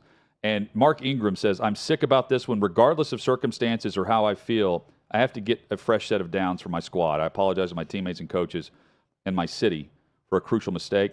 We work way too hard and sacrifice blood, sweat, tears. I will be better. But you can tell, like, he's coming up lame as he's trying to get to the marker. And if he just takes an extra step, he gets the first down. Instead, it leads to a terrible call with Andy Dalton throwing a dart that bounces off shoulder pads, has no chance. Yeah, that's how the Saints lose, 16-3. I mean, regardless, the injury, one thing, and that's very stand-up of Mark Ingram to say that I've got to get the first down no matter what. But, I mean, you hit it. Run the football. The most underutilized play in all of football is the quarterback sneak. If you're a yard or less out, try that. I mean, they allow you now to just bring everyone behind you. Go heavy in the backfield and have someone just rocket right up. Jamming in there. Yes, Andy Dalton's backside, for lack of a better phrase, and then just shove him over the line. It's that simple. Like, this is not rocket science. If you were a yard or less away from a first down, you should be able to sneak it. And if at worst case scenario, if your quarterback can't get the half a yard or a yard, then your running back just tackles them from behind and pushes them forward for the necessary yardage. Very simple play. Not used enough in football. It drives me crazy every time.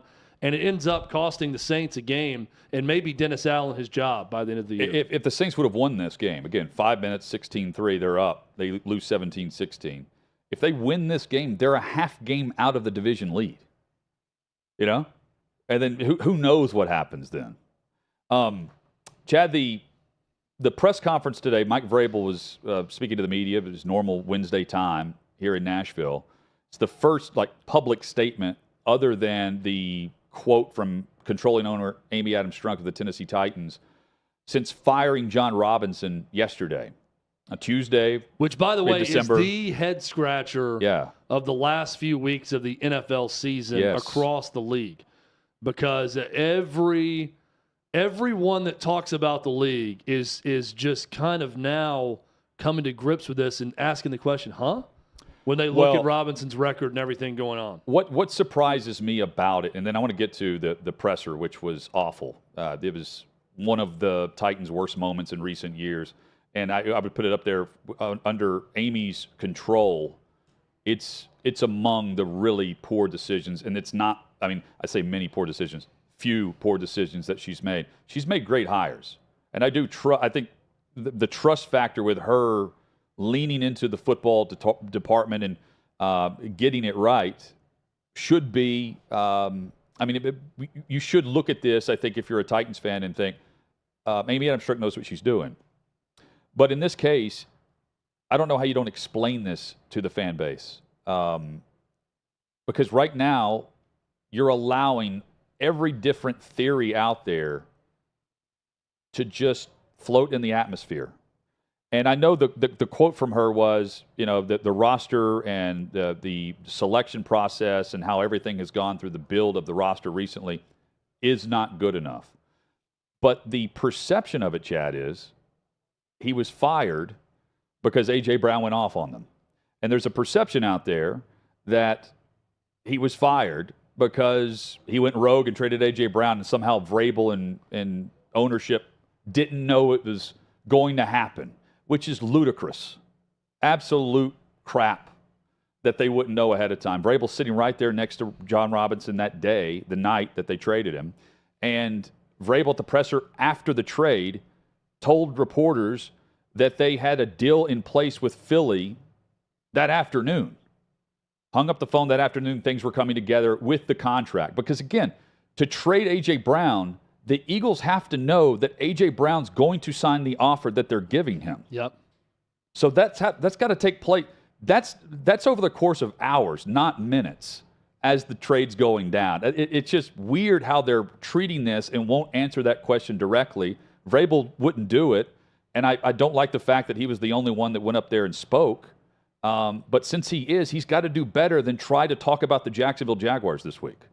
And that's really poor considering what Robinson and Vrabel did to this point, to just point to, well, I had a great conversation last night. I really appreciate it. And, we made a claim to add some depth at defensive back today. Get out of here. Yeah, I mean, it's equivalent. We've got Matty Ice in here who works in our studio. It'd be like me firing Matty Ice one day and then the next day saying, I'm going to take the day off, Hutton. You had nothing to do with this decision to get rid of Matty Ice, but we're going to open up the phone lines today, and you're going to take calls from people, and media is going to come in and ask you questions about my handling of the Matty Ice situation and how I fired him. It's a cowardice move from Amy Adams Strunk. And this is a lady who's done great things for the Titans organization. And we're here in Nashville, so we see it firsthand. She's been terrific as the owner so far. But this is a rare low moment for this organization for a number of reasons. We discussed the timing of this yesterday. I believe it's ludicrous to think that it was just A.J. Brown's performance against his old team that led to John Robinson being fired. There are other factors in here, certainly, for that to happen. But you can't ignore the timing of this because optics and perception, it does matter. The optics of it from the outside looking in is John Robinson, in his 7th year as GM, previous 6 years winning seasons, inherited a team that won 5 games over 2 years when he took the job. They win winning season 6 straight years, headed for another winning season in year 7, fired less than 48 hours after his Titans team lost to A.J. Brown's Eagles team, and A.J. Brown had a great performance. The optics, you can't escape them. The optics look like someone got mad and emotional after the game and fired the guy who traded away A.J. Brown after that team lost to the Eagles. And that's what it looks like Amy Adams Strunk did. I don't believe that, but that's what people are going to believe. So what you could do, instead of just putting out a release, is you can set the record straight. If you're Amy Adams Strunk, and we're to believe Mike Vrabel, which I believe him, he's up there at a podium saying, this was not my decision. I had no say in this decision. This was her decision. And it's my job to make sure that we can move forward and everybody's going to get along and be okay with everything, right? Well, okay, that's fine. Then get the person up here who actually made the decision.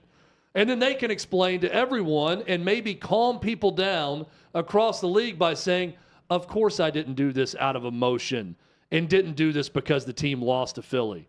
We've been looking at this roster, looking at this organization, and we believe it's time for a fresh start.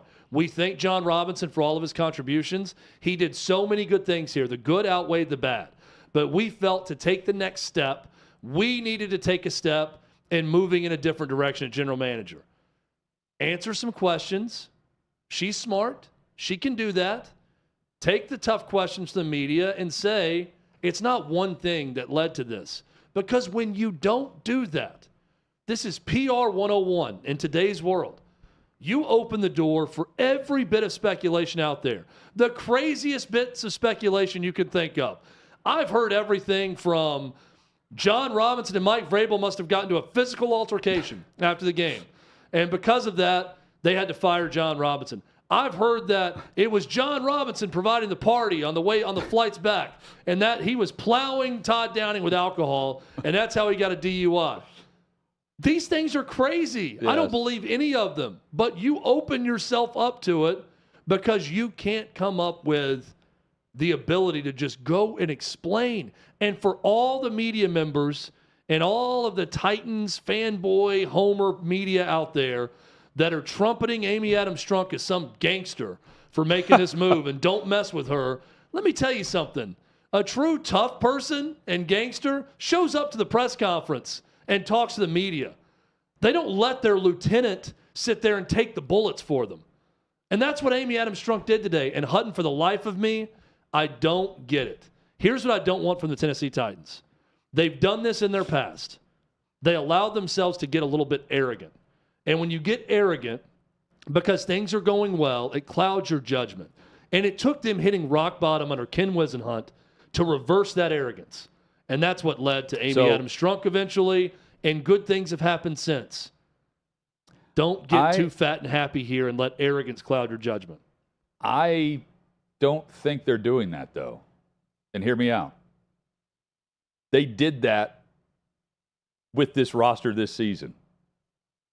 You know, they did that by saying, oh, we're going to be fine. We had these injuries last year. We were 12 wins. We're going to be fine. Oh, we didn't play well. Tannehill threw 3 picks. We get the opportunity again. We're good. That was the arrogance part, that the roster was in decent enough shape and they didn't need the first-round pick playing and they didn't need this or that or this piece or that, that you could say this formula works. The very narrow path to victory, week in and week out, works because that's what we do. We're the number 1 seed. You guys don't know football. You guys are idiots. We're just as good as Buffalo and Kansas City. And we weren't saying that. Yeah. We knew that was not going to be the case. Now, Mike Vrabel's got that type of personality too. That's just ingrained in him to have that sort of style with people. Look, I don't think this is the right decision, and we can get into that too. But this is a move that I love based on the fact that they are acknowledging that the AFC South banner is not good enough. I love that. I love the fact that it is Super Bowl or bust. And I'm here to tell you, the bar has been raised by Amy Adams Strunk with Mike Vrabel now. Yep. You got to win now, man. And he knows that. But this is a sign that we're not going to sit around and wait on a roster reconstruction from the guy that set us up in this situation to begin with. But it's also the timing of it that you have to explain. To me, not explain to me, but to me, that's the big question mark. That's the confusion. Because you can let this go another month, allow the results to play out, and then make your move. It's not like you can start interviewing candidates that are really good in the interview pool, because the really good candidates are on really good teams and front offices that are currently on their path to the playoff, same as you. And that's the weird part to me, is the timing. And they refuse to even acknowledge the timing and somehow have amnesia when it comes to draft night on who was in the draft room and if Amy knew that AJ was going to be traded. She was in the room. Yeah, the team posted on their social media a photo or a short video of Amy Adams Strunk in the room. It's weak. Absolutely weak today on behalf of the organization and how they did it. And quite frankly, it's a cutthroat business, but Robinson deserves better than speculation. Right? Yes. This is not the scrub GMs that they've had after Floyd Reese. And they treated him as such with one statement and we're on to Jacksonville. Anyway, rant over, I guess. But I don't think it's a good move. It is a signal, though, Chad, that it is win and win at all costs. And if you're not part of the structure that's helping us win, see ya. See, now here's the other thing. This is where that message, though, right? You talked about the message being great. That Amy Adams Strunk in that release and statement says, this isn't going to be good enough. AFC South Championship not good enough. But talking about the goal is Super Bowl. The goal is to get the top prize, the top trophy. And every Titans fan, every fan of any team would love that. Absolutely. This team's headed for a rebuild. So Yes. all Titans fans out there that are celebrating this move and dancing on John Robinson's body, same fans that would have taken a bullet for John Robinson 2 days ago, that are celebrating this, carry that same energy with the new guy when they drop to 5-12 in a year or 2 years, because that's going to happen. We said this under John Robinson. I've said it consistently. You will pay the piper for screwing up with Isaiah Wilson, Caleb Farley, now this move with A.J. Brown. If Traylon Burks isn't great. And there are more You examples. don't have a quarterback after Ryan Tannehill right now. And the interesting part, so though. they're going to pay the piper eventually. So it's Amy Adams Strunk saying we want someone else to lead the rebuild. I'm fine with that decision. Yeah. The timing still makes no sense. Well, the timing of all of it makes zero exactly. sense. And here's other questions that I'm sure they'll know she'll receive if she's at the podium. It's more than just John Robinson. It's, okay, were you on board with actually paying A.J. Brown to keep him here? I mean, again, that's what's being speculated, that Robinson didn't want to keep him based on the money and others did. Chad, we reacted to it in real time. We were stunned that they traded him because he embodies everything that the organization's about. You want to talk about arrogance. That guy's that, and then he produces. They just didn't want him a part of the rebuild. Robinson, I'm saying. And the questions would also be, well, the reports were 16 to 20 million. There's also a quote from your best player on the roster, Jeffrey Simmons, that you may not have the money to pay him this offseason. Is that true? That's not Robinson's problem. But Simmons has admitted he's been told that. And then tried to backtrack, and he didn't want to talk in the locker room about it. But he said he's got to find the money. He may not be able to give you what you want or something, was the quote in the report. It's a strange set of circumstances. Which is now really weird in hindsight when you think about they found the money to sign John Robinson to an extension and then pay him out for the last 4 years of the contract. Yeah, and for those that haven't followed, I mean, they extended him in February along with Vrabel. But yeah, I mean, it is a clear sign that it's time to win more than they're winning. And I'm on board with that. In week 3 of this season, the storyline went from, oh, this is a contending team to, oh, they're going to win the division. Look, they're in a really bad division. They're going to be fine. And I said, when is that now the bar? When has that been the goal? And at least this is ownership saying, you know what? You're right. We're with you. This is not good enough. We should have been contending more. We should not be bowing out after achieving home field advantage and bowing out at an all-time best defensive performance for the playoffs. And they did. And then they brought back some players they shouldn't have. They also missed on key draft picks that have set them up for what exactly you're saying, the rebuild. Because they've got to make a decision now on Tannehill. By the way, who's going to do that? I guess it's Vrabel. Who's negotiating the Simmons contract if Simmons wanted to do that right now? I mean, it would be Ryan Cowden, but he's not even technically the interim GM. He doesn't have that title. They just kept him with the same title. It is something to watch. And the thing that you brought up perfectly, Chad, is this is a 7-5 team. This is not the 4-win Colts. And you're making a move and you have the bizarre hire of Jeff Saturday as the interim. This is a different structure. This is the team that Jim Irsay said they want to be. And they're in that position going into the postseason. They clinched the AFC South with a win against Jacksonville Sunday. Trevor Lawrence may not play, by the way. Well, if that's the case, first thing I thought, what about Indianapolis hiring John Robinson as GM? If they really want to be the Titans, they got a chance to replicate the Titans by hiring him. Yeah, I mean, he's going to get another gig, I would assume. He's very well respected. Again, it's not all about Robinson. It's just the way it was handled is just poor. Really bad. Hit us up with your thoughts at OutKick 360. Coming up, we will dive into poor quarterback play. Last name's Levis. And, well, we've seen enough of him in college. He's seen enough of that Kentucky offense also. And, I mean, will we even see offense in the Music City Bowl? It's next on OutKick 360.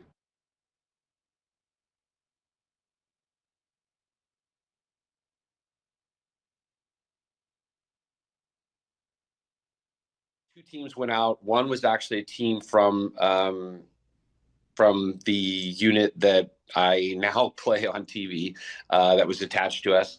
They went out. They went on the front side, or went around to go to the front side of this other house, and my team was basically going towards the back side of the house. So very shortly, what happened was it was the wrong house, and when we hit that one house, the actual house it was, which was next door, which is not exactly next door because Sutter City is kind of weird of how it's built.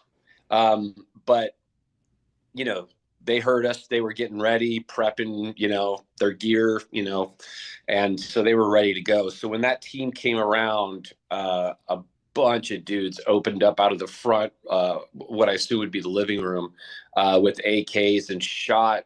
I think they shot 3. If I'm not mistaken, they shot 3 of the members of that team. 2 of them were pretty much out of the fight at that point. But they were, I mean, it was heavy. I wasn't on that side of the house, but just hearing it, I was like, oh man, that's extreme. So I ran into the back door, which came into the kitchen, cleared through there, went in the hallway, and those same guys, as we approached that room, shot through the walls of that hallway, shot the guy literally right next to me. So then we backed off, and then we were and I'd have to draw it out, but we were in a tactical position that was just there wasn't a lot we could do. So we were trying to kind of figure out how to solve it. And the next thing I know, I remember just the whole room, or actually it wasn't really a room, it was the hallway, you know, so it was more like a tube straight at me, and just everything exploded. And I actually remember hitting the ground and looking up down the hallway, and I was just confused. I didn't know what had happened. And I can say, you know, getting shot at, okay. It's one thing, but the explosion made me feel small. It was like a superhero just grabbed me and was like, or it was like the Hulk grabbed me and was like, it felt like a supernatural power. And it blew, so it was a nighttime hit. It blew my nods and my nod mount off my face. So I went from, you know, under nods to not being able to see anything. It obviously, my arm, I thought it blew off. I'm trying to think of what else it wrecked, but wrecked several things. But and everything was pitch black for me, and I really didn't know what was going on. I just felt my arm was blown off, so I got up and walked outside to the back, and there was a wall that we had hopped to get in. That wasn't happening, so I just put my back against the wall and tried to take care of myself. But I never lost consciousness. The only time actually I did lose consciousness is when, and I still to this day don't know how they got me over that wall. I have no idea. But other than that, probably 5 minutes that they got me over the wall, I never lost consciousness.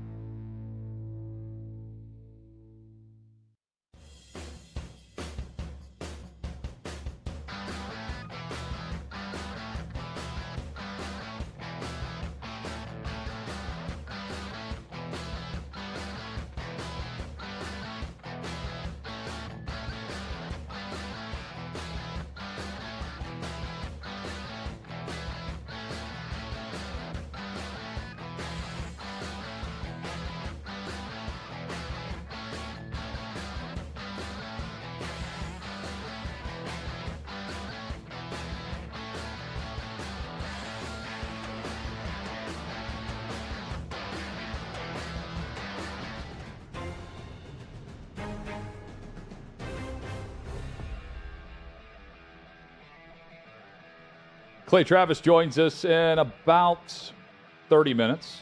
Looking forward to it. Chad, we didn't think Will Levis was going to play in the bowl game for Kentucky. But it leads to what's probably, would you say, the worst matchup we've had in years? Kentucky and this 3 yards in a cloud of dust Iowa team that can barely move a yard offensively. I mean, on the field, yes. There have been some worse matchups from a fan base standpoint for the city of Nashville, but Music City Bowl is Iowa with their third quarterback. And Iowa, I think Davey said attempted 6 passes this year. How many passes? Is there going to be offense in this game, Davey?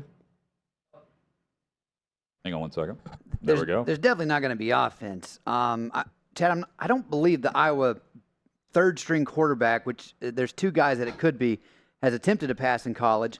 Kentucky's backup quarterback, Sharon, I think is his last name. Yeah. It's just pretty irrelevant, to be honest. Weird. But right now, the over-under for Kentucky-Iowa is sitting at 31.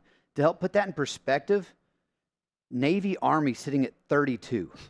Wow. And that game has gone 31. under. Wow. And that game has gone under every single year since 2005 in the Army-Navy game. And the big thing for this is, like, Kentucky's 1-11 on the under this season.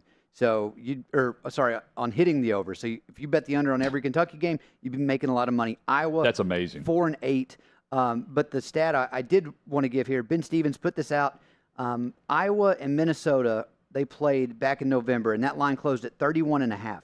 That is officially the lowest FBS total ever since these numbers were started tracking in 1995. And that game went under with a final of Iowa winning 13-10.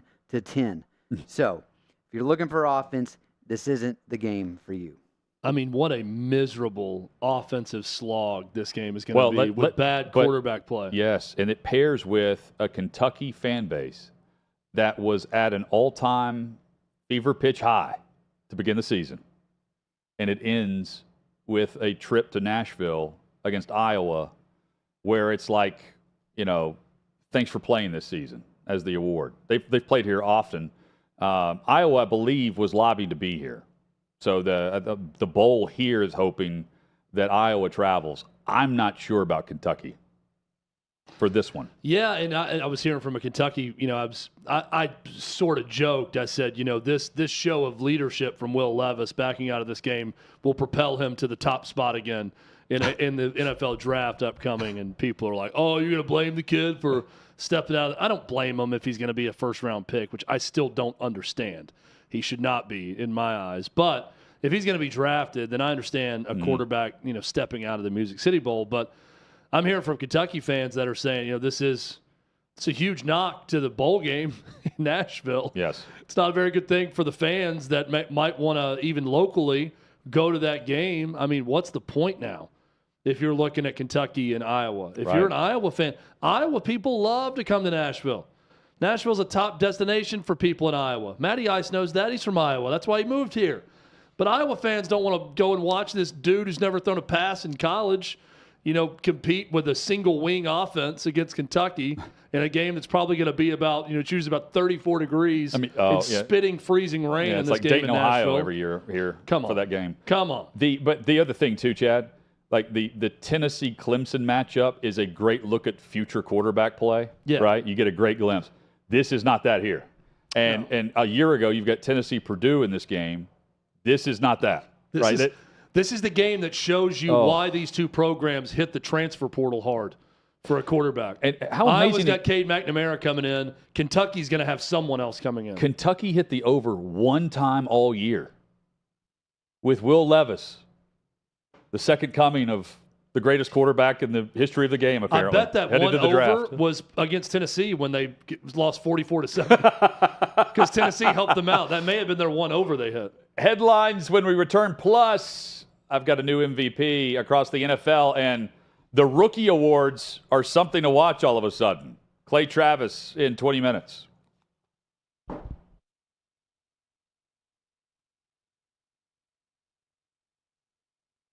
College football's in trouble. There's a lot of people trying to keep it from happening. I think it's a general consensus across the college football landscape. We want to play football. College football is a huge part of the fall. It's a huge part of Americana itself. It just really felt like people in the country needed college football to just feel a little sense of normal. Big news from the Big Ten as the conference releasing its 10-game football schedule. We go home thinking that we're going to be practicing the next day. Everybody gets a text, stay home, everything's canceled. Big Ten fall football season has been canceled. We just believe collectively there's too much uncertainty. I guess what I'm trying to understand, though, Kevin, is that was the same position you had 6 days ago. The Big Ten is an unmitigated disaster. There was a ton of confusion. There was presidents saying one thing, there was coaches saying another. Players had to be silent, coaches had to be silent, ADs had to be silent. People said, how does what you just did make any sense? And nobody really knew what the heck happened when they voted to cancel the season. You make this huge historical announcement, and then Kevin Warren never does a press conference to explain it. It was like a masterclass in how not to handle a crisis. The word really that was lacking in all this is transparency. It felt like a lot of stuff was happening behind closed doors. Even today, we still don't know what occurred. So you don't tell us parents, that's fine, but you're not telling the young men that it affects. We have to make a decision to save the season. What about the history books? What about the rivalry games? What about Paul Bunyan's axe? How is that not going to go to a team this year? This is a failure of epic magnitude. The Big Ten presidents and leaders should be held accountable for the disastrous decisions that they're making. Then the commissioner doubles down, saying his decision will not be revisited. And that's the point. It felt like a war was declared on the Big Ten and Kevin Warren. Everything turned political. Because if this is medical, then you would have stopped the game of football a long time ago. I think the Big Ten leaders will tell you that they probably made a mistake in hindsight. If I had the chance to do it all over last year, I would make the same decisions that we made.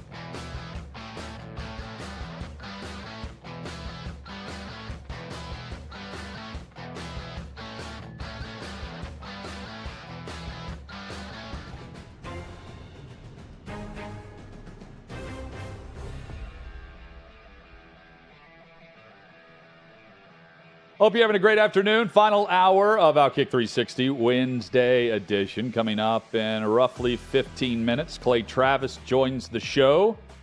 Dive into the big sports topics across the country and the top headlines across college football and the NFL. Looking forward to that. We've got plenty of headlines here. Jeff Brom, the new head coach at Louisville, going back home, and the timing. Chad, you mentioned this on Monday. The timing of this sets up well based on where he had Purdue and where Louisville is right now. He can come in now and bring them back to prominence. And it's a good program. Bring them back to a program that is contending for conference titles and, a 12-team playoff. And it's a 500 program right now that Satterfield leaves. and now takes over at Cincinnati. Yeah, and there's just not a lot of juggernauts at the top of the ACC. So he steps into a situation at Louisville. That job, you've got money, you got financial support there. They're going to have some NIL opportunities. You got a good opportunity to compete with a Clemson, with Florida State, with North Carolina. Those are really, I mean, right now in the ACC, who else are you circling as a potential riser in that conference? I mean, it's those three teams that I think have some of the built-in features where you could win, and Miami would be another one. Yeah, the expectations are there. Yeah, Mario Cristobal had such a bad first year, you almost forget about it, but Miami certainly would be another program that fits that criteria. But outside of that, I mean, that's a top 5 job, I think, in the ACC in football. Yeah. So it's a good move for Brom now. If you were going to make the move, if you really wanted to do it at some point, now's the time to make that happen. I'm anxious to see now what happens with Purdue. Another coaching story that we mentioned briefly with Bobby Carpenter that fascinates me. Sean Lewis leaves as head coach of Kent State to be Deion Sanders' offensive coordinator. Sean Lewis has been mentioned for a number of FBS-level jobs recently in the last couple years.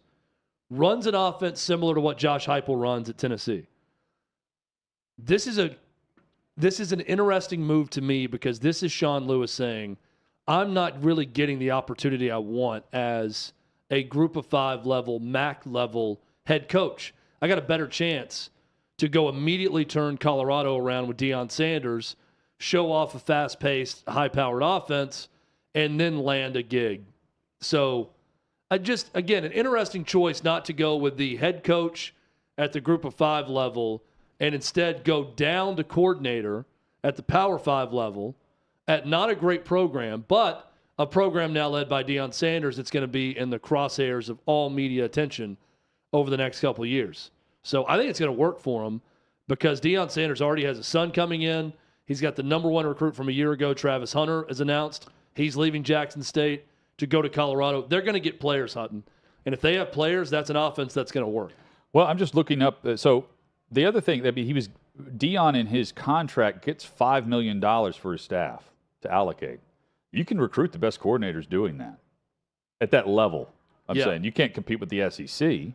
No, he's getting a raise. Yeah, I think to go to Colorado. Well, also. and you get Mike Zimmer, who. But I just I look at it not necessarily because it's probably a $200,000 difference. I'm guessing he probably makes $700,000 to $800,000 as head coach at Kent State, and he's probably making over $1 million now. A sizable bump, but.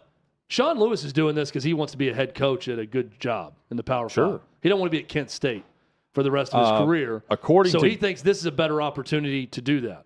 According to Google, Sean Lewis was paid $433,000 in 2020. That's where it cuts off for me.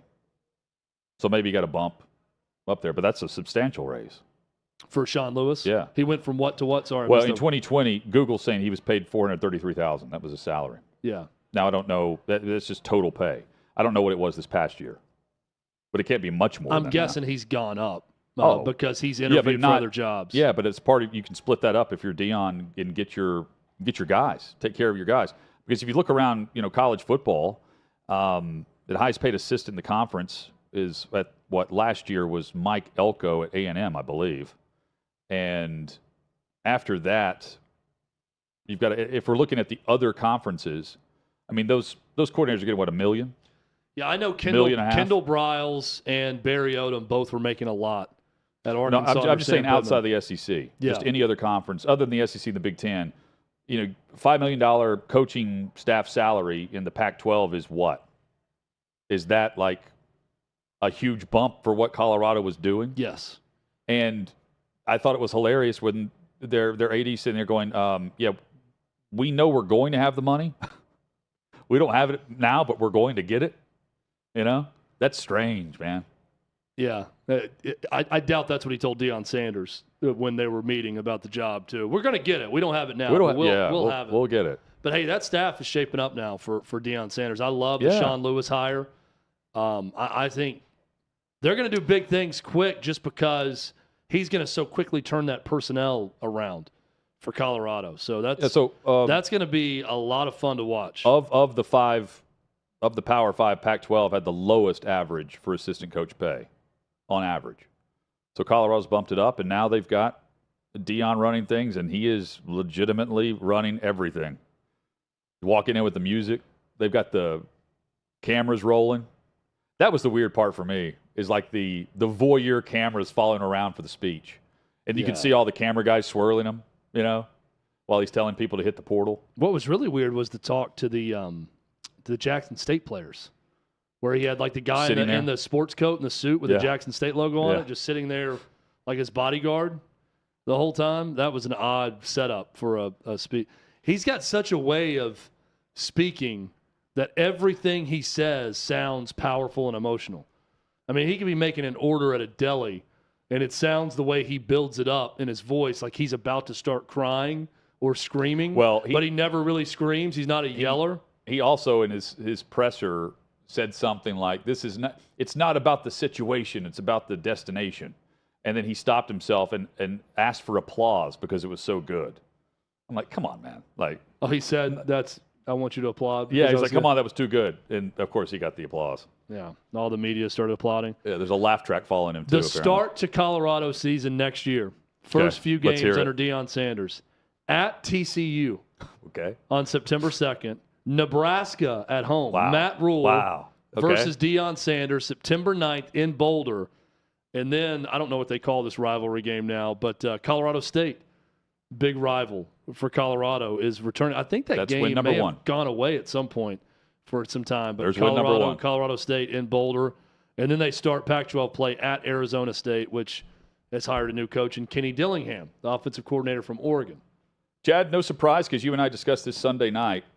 Jalen Hurts is my MVP currently for the NFL. This is a back-and-forth race that I think is going down to Week 18 to try. I think it's a great debate between Hurts and Mahomes, and I don't see either guy tailing off. I've got the column up for my weekly post at OutKick.com for the NFL awards for this past week, Week 13. Hurts has, in the last 2 weeks, led an offense that rushed for 360 yards, 363 yards against the Packers, where he rushed for 160 of those, 140 of those. And then the following week, threw for nearly 400 yards against the Titans defense. That is MVP caliber. He has been fantastic this season. And for all of the questions about him, it has gone from prove it to this guy's the most valuable player right now in the NFL. He's been phenomenal. And to me, it's nothing that Mahomes did wrong. Hurts has been that good. The only thing that Mahomes did wrong was that he didn't win right on the road in Cincinnati. Sure. Not really his fault in that game, but it felt like he was going to get that opportunity to go down and score and win it, and then Burrow made a Burrow play. And Kelsey on 3rd and 11 to end the game. Kelsey never fumbles in situations like he did, and he did in the fourth quarter where they led 24-20. Yeah. But again, that's not a pick on Mahomes. That's not a bad misread or trying to make too much out of something and trying to pull out a rabbit out of the hat and throwing a pick deep. He's been really good, Mahomes, but Hurts has been better. And then Tua Tagovailoa, So Hurts quickly. Yes. You've highlighted this game. You've circled it for a while. Oh, yeah. The game in Dallas on Christmas Eve. Yes. I think that if this continues with Hurts, he could probably lock up MVP or come close to it if he had a monster performance and a win. If they still have one loss in that game, they go. They play at the Giants, at the Bears, at the Cowboys next 3 games. If they are 13-1 playing that game against Dallas, and he has a monster performance in that game, and they win against that Dallas defense, I mean, it could be I'm not going to say he won the MVP in that game, but there could be a sizable gap at that point. And a couple of weeks ago, I wrote that this was the time where Hurts could take over because the schedule set up. You're mentioning where he's going to be in marquee matchups, and he will be. But the schedule set up to where he could really stat stuff. Not in a bad way, but the defenses he was facing, they were going to pop off. They took advantage of the run game, and against the Titans, you just knew A.J. Brown was going to get his. But Devontae Smith also got his, and Hurts took off in Hurts fashion as well, distributing the football. Tremendous season there. The Rookie of the Year awards, Chad, are really heating up too. First, let me tell you about Tua. So he opens the game against San Francisco with a 75-yard touchdown pass. First play. He threw 2 picks in the second half, though. And San Francisco ends up winning that game even without Jimmy Garoppolo. Tagovailoa completed a season-low 55% of his pass attempts, and then he left with an ankle injury. So we may see Allen back in the mix now as things pick up for Buffalo, the number 1 seed currently in the AFC. I've got Justin Jefferson as the top offensive player this week. And rookie-wise, Christian Watson for the Packers. This reminds me of Vince Young. Vince Young took over of an 0-6 team for the Titans and went on. That team finished 8-8, and he put up massive numbers at quarterback. Especially on the ground. And he won Offensive Rookie of the Year, but didn't start the season strong. He's back up to Kerry Collins. Christian Watson, drops that touchdown pass early in the season, week 1, and Rodgers, for whatever reason, it didn't feel like trusted him, even though he doesn't have many options. And he's been phenomenal. Watson now has 7 touchdowns on 25 catches. 7 touchdowns on 25 catches. And he had a rushing touchdown on Sunday. He's the only rookie receiver in NFL history to score 8 touchdowns in a 4-game span. So, to me, he's the number 1 rookie right now, just ahead of Chris Olave, who's been consistent, but it's Watson that's really taking over games now and making the highlight reel plays. And then defensively... Is Kenneth Walker hurt now? Yes, he hurt his ankle this past week. So is he out for good? Is it... No, he's not out for good. It's just an ankle injury that's, Pete Carroll said, day to day. Okay. He missed... I don't know how this didn't get more play. He missed a blitz pickup in the game where Geno Smith got lit up, and they got into a sideline spat. Now, if that's Tom Brady with a player, we're seeing that on replay, and Geno Smith and you see Kenneth Walker III going at it. I was like, man, this is unbelievable. You see the rookie running back doing this. He's one of the leaders of the team. I immediately have flashbacks to that reserve linebacker punching Geno Smith in the Jets locker room. Yeah. That to me would be a bad sign if you're Geno Smith. Well, like last time I got into a heated argument with another player, my jaw was broken at the end of it, and that guy was getting cut. Tariq Woolen is my defensive rookie of the year. And just to be brief on this, 6 interceptions, tied for the league lead. He ran a legitimate 4.2 at Texas San Antonio, and somehow with that speed was a 5th-round pick. I have no idea. I'm sure there's some off-the-field things that kept him there. Seattle has a great rookie class. And Tariq Woolen's ahead of Sauce Gardner, who, at no fault of his own, it's kind of like Mahomes. Woolen's just been better. And he continues to get takeaways and get the football back for Geno Smith and the Seahawks offense. They're currently the 7th seed in the NFC. When we come back, Clay Travis joins us. We hit the top headlines. We'll talk a number of topics. We can go around the horn we'll certainly talk Heisman Trophy and Hendon Hooker not being one of the finalists. John Robinson being fired, college football playoff, and more. Clay Travis next on OutKick 360.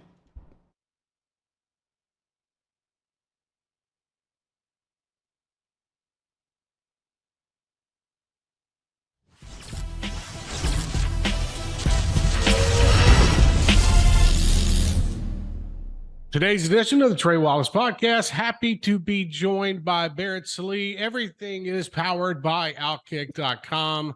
Barrett Salee of CBS Sports joins us. What's up, buddy? Oh, just getting through transfer portal palooza, bowl games. It's funny, Trey. I don't know if you feel this way, but I've noticed this for a while now. The offseason in college football is so much crazier because there's no structure to it. Like there's not like a pattern like there is during game week. It's been crazy the last couple of days. It hasn't stopped, and that's the wild part about it. We were sitting in Atlanta on Saturday afternoon and watching Georgia demolish LSU, and we knew what was coming on Monday. And I don't think we expected it to be as we knew it was going to be crazy in a sense of there's going to be a lot of people testing the waters. But man, what we are seeing in the transfer portal, Barrett, it is setting up for the future. And there's a lot of kids that are going to be looking for homes after January, I think, that aren't going to have a spot.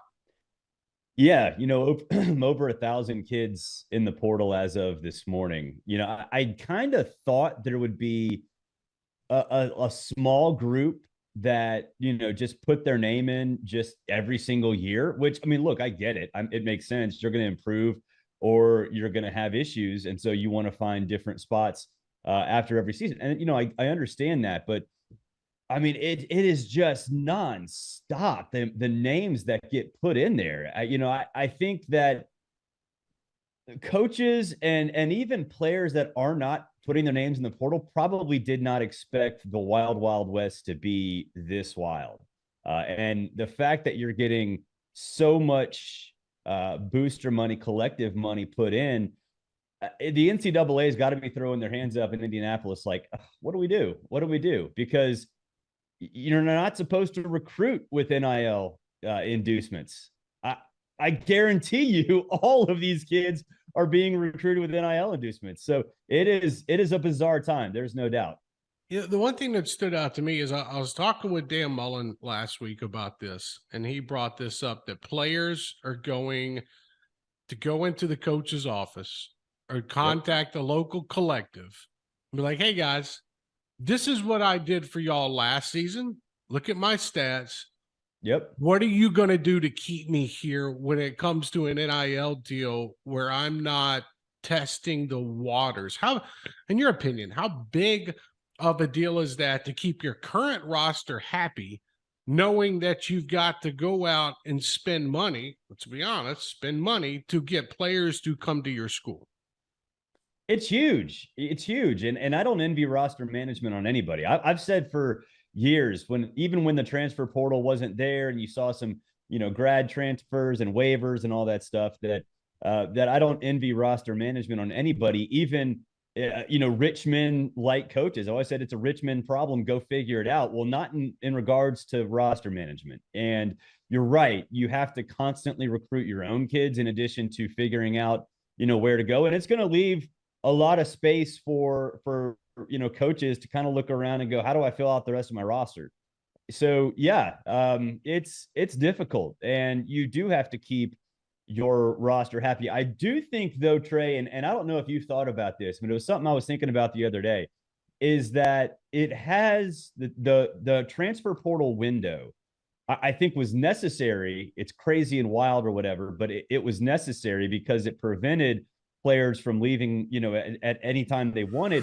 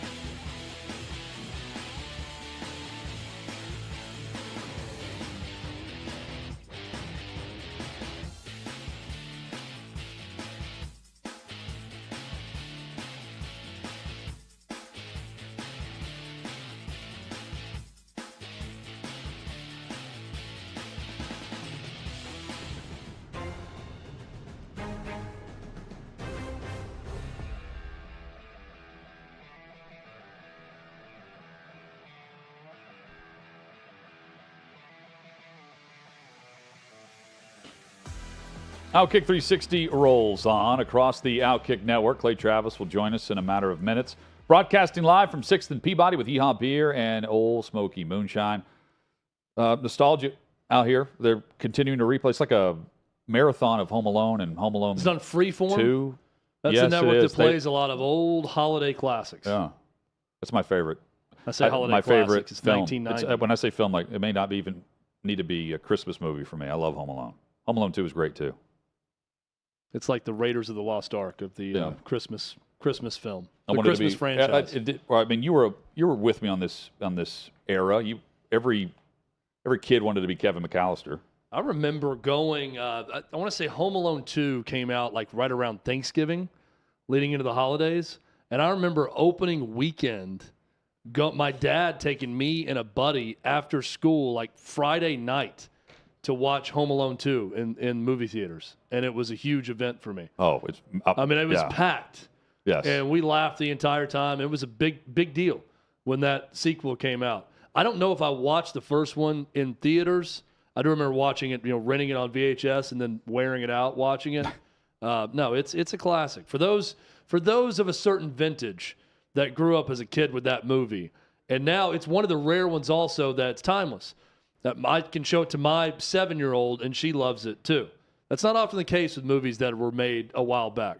Doesn't really translate to the kids of today. No. That's one that does. And imagine being the kid that has to replace Macaulay Culkin once you get to like Home Alone 4. There's there's like 6 or 7 of them now, I want to say, Home Alones. And there's one that Disney Plus put out last year. Home Sweet Home Alone, I think. And thank God. Yeah, my daughter's seen all of them. Like she's got one, her favorite one is one I've never heard of. Are they like the same like tongue-in-cheek jokes, or is it like more like Disney stuff now? You know what I mean? Like no, it's definitely more Disney, but I will say the latest one is much more in spirit with the original that Disney Plus put out. And Buzz plays a cop in the town.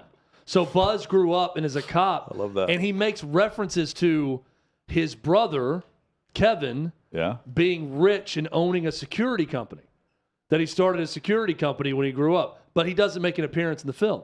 So the whole time it kind of builds you up thinking Macaulay Culkin is going to come back. Yeah, you're going to see him into this story as a grown-up Kevin McAllister.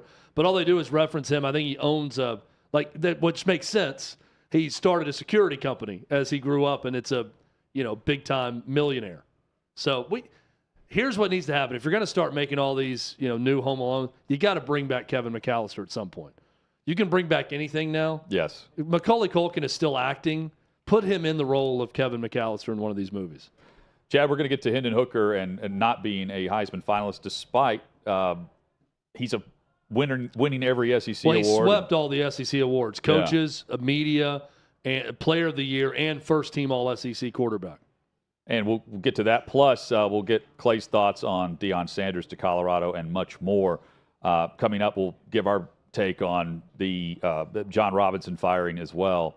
And that's where we'll start. But the timing of it and the signal from the organization that, Chad, they're not settling for a roster rebuild even in the middle of a season where, just like last year, they've got, guys playing last year that weren't even on the practice squad to begin the season due to injuries, and they still end up with the number 1 seed. This year, at worst, they're the 4 seed.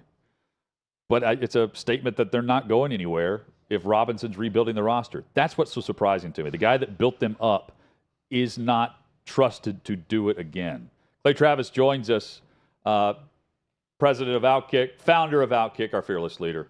Clay, your take on the Titans firing Robinson, Amy Adams Strunk firing John Robinson when she did after the Philadelphia Eagles game. Anytime you have a firing like this, to me, it suggests that there is something that occurred that was a precipitating factor, right? Because you're in the middle of a season.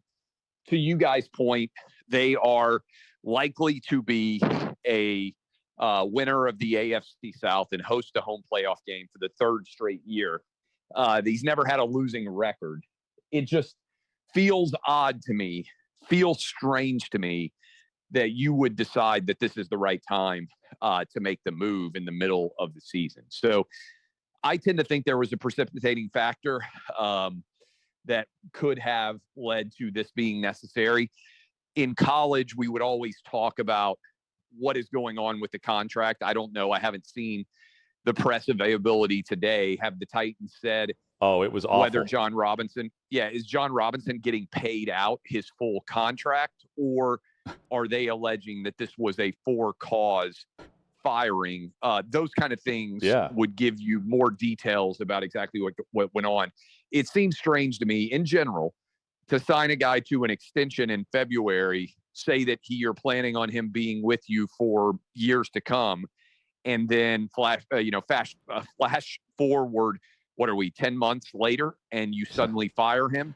Clay, there seems to be something missed in the translation there. He went from crying at the combine to fired in December. Crying at the combine about losing to Cincinnati in the playoff game and what that meant to him emotionally.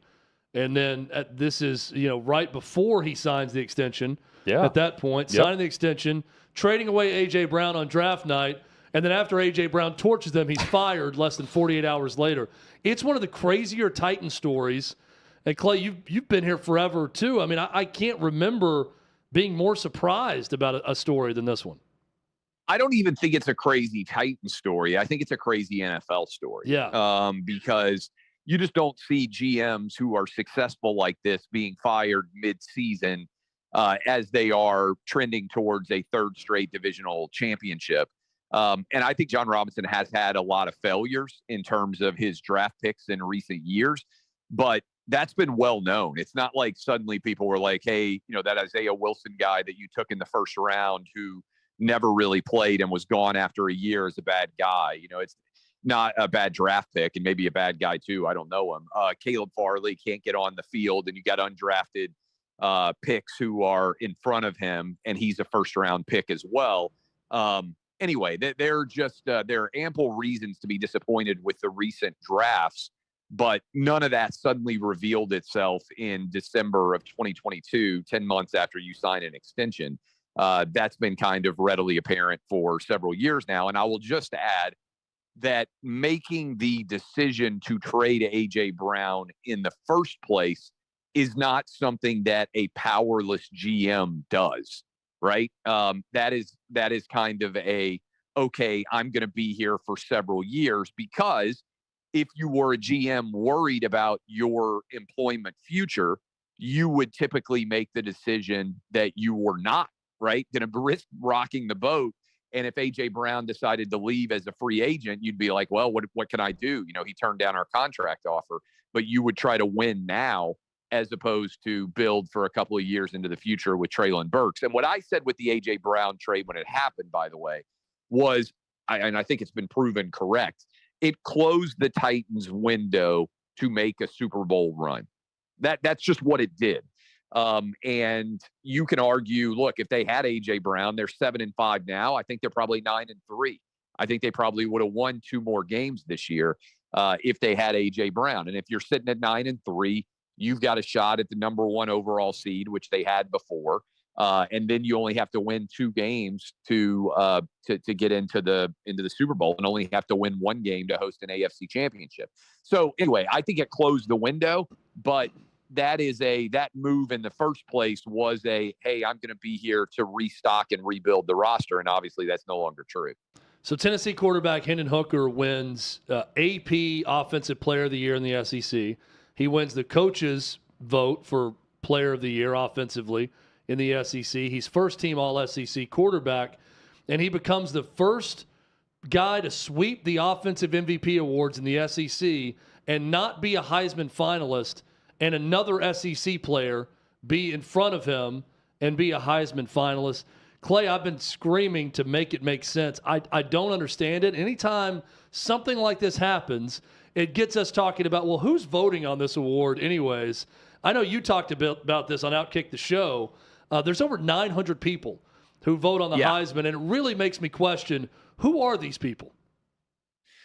Yeah, I don't have a Heisman vote, and I was kind of joking around. I mean, I've been on this for years now, but I don't know where I rank in influential people in college football, but I'm confident in the media I'm in the top 900, right? I'm confident I'm in the top 900, so you're definitely in the top 900. I think I'm in the top 900. I've never had a vote, but I've been arguing for a long time that there are way too many people who vote. And I think a lot of these people are just clueless in terms of college football. Or, and this is also true, they cover one particular team, and so they're not sitting around watching college football all day long every day, right? I think you need more generalist and less specific people. And I'm not trying to denigrate it, but if you're covering the Florida Gators or the UCLA Bruins and you've got a Heisman vote, most of your Saturday is spent making sure that you're on top of whatever is happening in your game And so you're not really apprised of what's going on everywhere else. I mean, the coaches, I would think, in the SEC would be the best at knowing who the best players are. And I think the easiest argument for Hendon Hooker, and I think this kind of ends the case, is if you put Hendon Hooker on Georgia, would the Bulldogs still be undefeated? I think the answer is probably yes. If you put, I'm not trying to take a shot at Stetson Bennett. I heard you guys' argument about what a good story he is. I agree. But if you put Stetson Bennett on Tennessee, I think they probably go 6-6 or 7-5. And, you know, that difference between players is the ultimate way to test. The only guy that I think could be potentially better than Hendon Hooker in this Tennessee offense and in the offense that they run, maybe Caleb Williams is better. So I don't have a problem with Caleb Williams winning, although the overall quality of competition that Caleb Williams has played against has not been great. And I'll just point out that Tennessee put up, I think, 56 against Vanderbilt. Hendon Hooker missed one quarter, basically, of the game against South Carolina. He would have put up good numbers against Vanderbilt, too, right? I mean, it's not like he would have come out and thrown for 80 yards and 4 picks against the Vanderbilt defense. So I think you could reliably say, hey, this guy would have been pretty good. And even in the South Carolina game, your issue was not with Tennessee's offense. I mean, Tennessee's offense should have scored, if Hendon Hooker stayed healthy, over 40 points. You know, if you lose a game when you score over 40 points, it ain't the offense's fault. So, Clay, you and I are old enough to remember when we were kids, when Colorado football was cool, when they were good, the uniforms were cool, the mountains in the backdrop were cool to watch on TV. It hasn't been that cool for a while, though. They're cool again because they hired Deion Sanders. Do you think this is going to work at Colorado? And just your overall thoughts on Deion Sanders taking the next step up in college coaching? First of all, kids have no memories, right? I'm 43. I can remember when Colorado was good. But to a kid who is 16 right now, 1990s might as well be the 1940s. It sounds just as far away. And when you were 15 or 16 years old, you remember that too. I remember my dad and his friends would sit around and talk about guys who played in the 1960s and 1970s. And it's like they might as well have been playing in leather helmets for all I cared, right? And I think we drastically overrate how much history often matters to young kids. In other words, you can flip the switch from that program stinks to, hey, that program's awesome really quick, because most kids really don't start paying attention to college football programs until, you know, in general, they're 11 or 12 years old. And even some of them aren't paying attention then. So it's really only the last 3 or 4 or 5 years on the outside edge that really matters to these kids in terms of how cool a program is. So my point on that is, if Deion starts to win a little bit at Colorado, he can make that program really sexy to young recruits. And for people who've been out to Boulder, it's a really fun place to go to college. And you can see how sizzle can come back quickly. And I feel like Josh Heupel at Tennessee is a good example of this. The kid's 1998 national championship at Tennessee might as well be 1968 or 1978 or 1958 to these kids. It just doesn't register. But 10-2 and Hendon Hooker, you know, beating Alabama in the field getting stormed, that's something that's going to register for the next 4 and 5 years for those kids in a way that whatever Peyton Manning did, which doesn't feel that long ago to me, or T. Martin or any of those other guys. Same thing for Michigan football, by the way. Michigan all of a sudden is beating Ohio State. And if you're 14 and you didn't really pay much attention to college football until you're 12, you don't even care what Michigan did in 2014, right? You're like, right now, they're really good. That's a cool program. And so you can take, I think, with these young recruits and certainly with the transfer portal, you can take a team that's not very good and flip them over and turn them into a quality team way faster than at any point, I think, in recent college football history. Clay Travis with us on OutKick 360. Clay, I look around college football with the new coaching hires. I see a lot of really solid fits, a lot of hires that make sense. Which program got it right the most? Well, I mean, when I look at what Matt Rule did at Baylor, and it's funny to say this because I would have said this about Scott Frost 5 years ago or whenever it was. Yeah. But I think Matt Rule is likely to have success at Nebraska to the extent that you could. I like that move. I think Braum to Louisville makes a lot of sense. You know, you bring back a guy who knows that program well, who I think he grew up in that city and was a quarterback at Trinity, if I'm not mistaken. Yes. So not only was he a Louisville Cardinal success story at quarterback, but he's deeply embedded in Kentucky football culture in terms of what Trinity means to the city of Louisville for people out there who are familiar with that. I think he could make a lot of sense. But the guy that I like the best is Hugh Freeze. I just think he's not going to fail at Auburn. He's going to recruit well. They're going to spend a lot of money on NIL now. To the extent you're worried about, off the field related recruiting issues, basically there are no violations anymore. And if Hugh Freeze was able to beat Nick Saban back-to-back years at Ole Miss, which I think is the only, you guys can correct me if I'm wrong, but I think he's the only coach in the SEC to ever beat Nick Saban back-to-back years since he got to Alabama. I think I'm correct in that. I don't see any reason, given Auburn's past success, by the way, against Nick Saban, I don't see any reason why they're not going to be successful going forward. What do you think about Luke Fickell to Wisconsin? That's the one that immediately popped to mind for me that made perfect sense and I thought was the best hire of this cycle.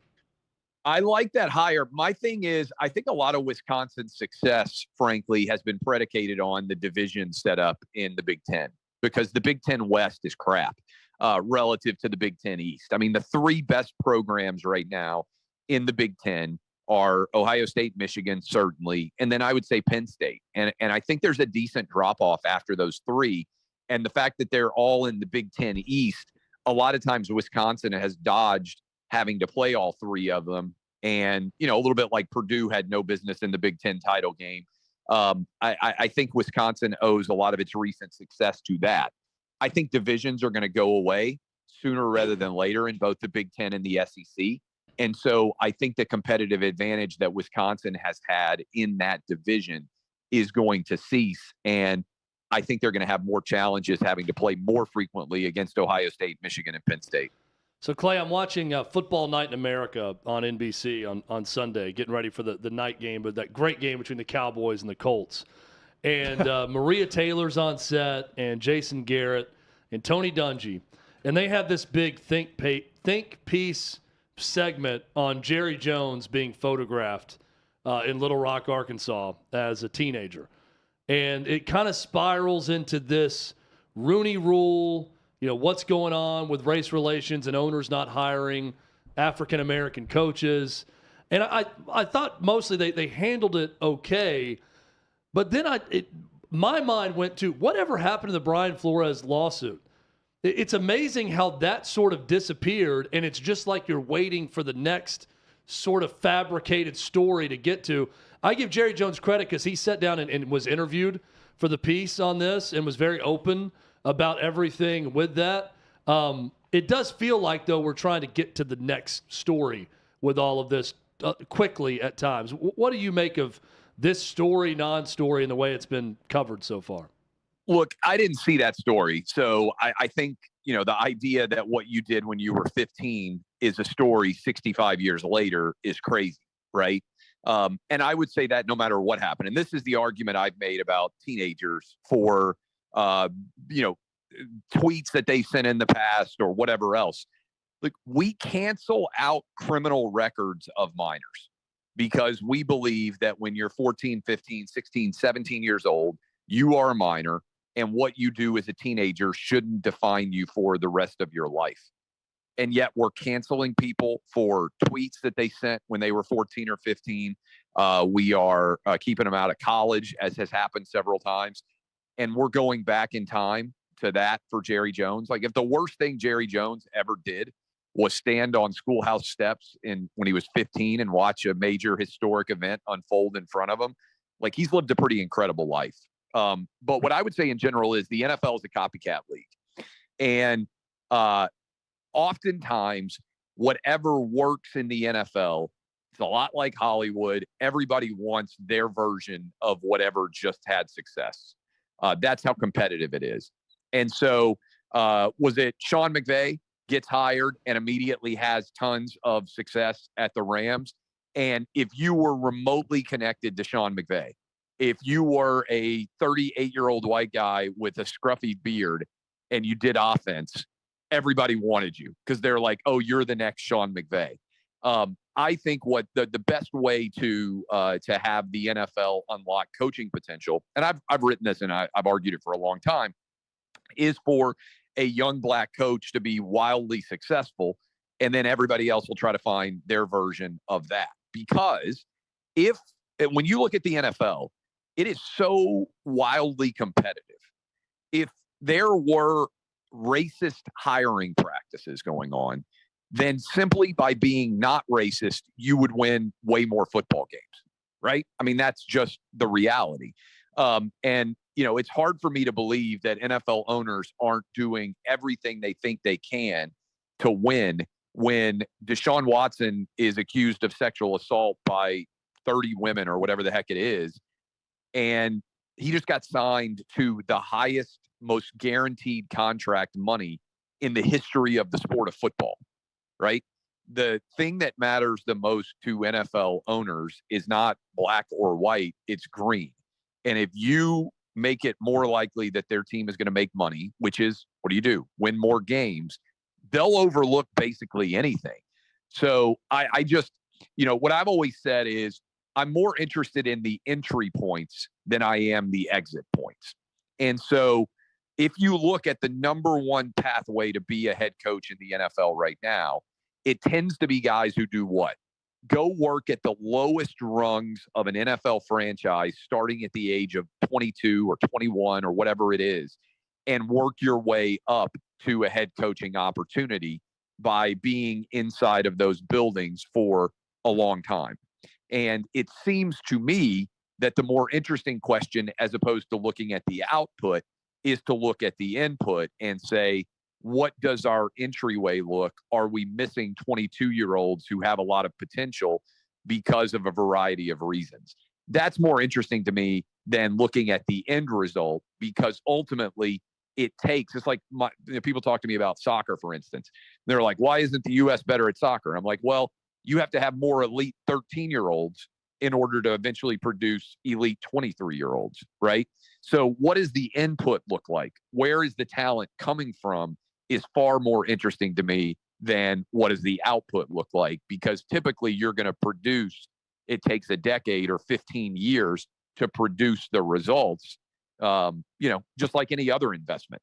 The reason why you invest in the S&P 500 is not because next year it's suddenly going to return a guaranteed amount. It's because over the course of time, you're going to make 8, 9, 10%. And every 10 years, your money's going to double. You don't know when those years are going to be good. And certainly this past year has been awful. But you got to trust the long-term data. Clay Travis, Outkick, outkick.com. And he joins us weekly each Wednesday at this time. Clay, always great to catch up with you, man. Hope you're well. We'll chat soon. Appreciate you all. See ya. Yep. Thanks, Clay. There's Clay Travis there. Great answer there at the end. And my theory on what's the cyclical nature of the NFL coverage.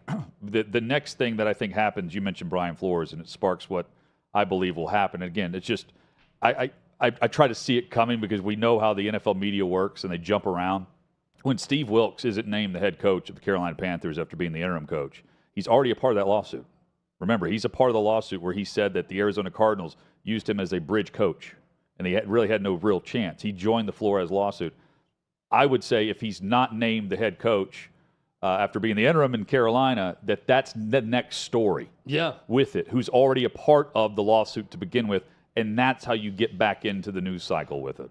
Yeah, I really respect Tony Dungy and always value his opinion on these things. And he was talking about the Jerry Jones part of it also, and he had some good thoughts on it. And he kind of went into his past, said, look, I became a head coach and knew what I was doing because Dennis Green gave me a chance. Right. He said, that was my entry point.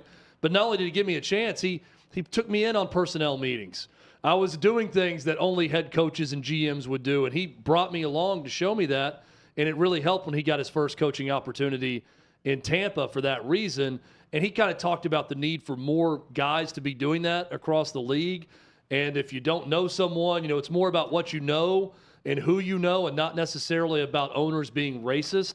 I thought he had some really good thoughts on it. Jason Garrett said, I was asked after a game between Russell Wilson and Dak Prescott that he coached, said, hey, what's it like coaching in this game with two black quarterbacks going head? It was some sort of first, or it hadn't happened in a while.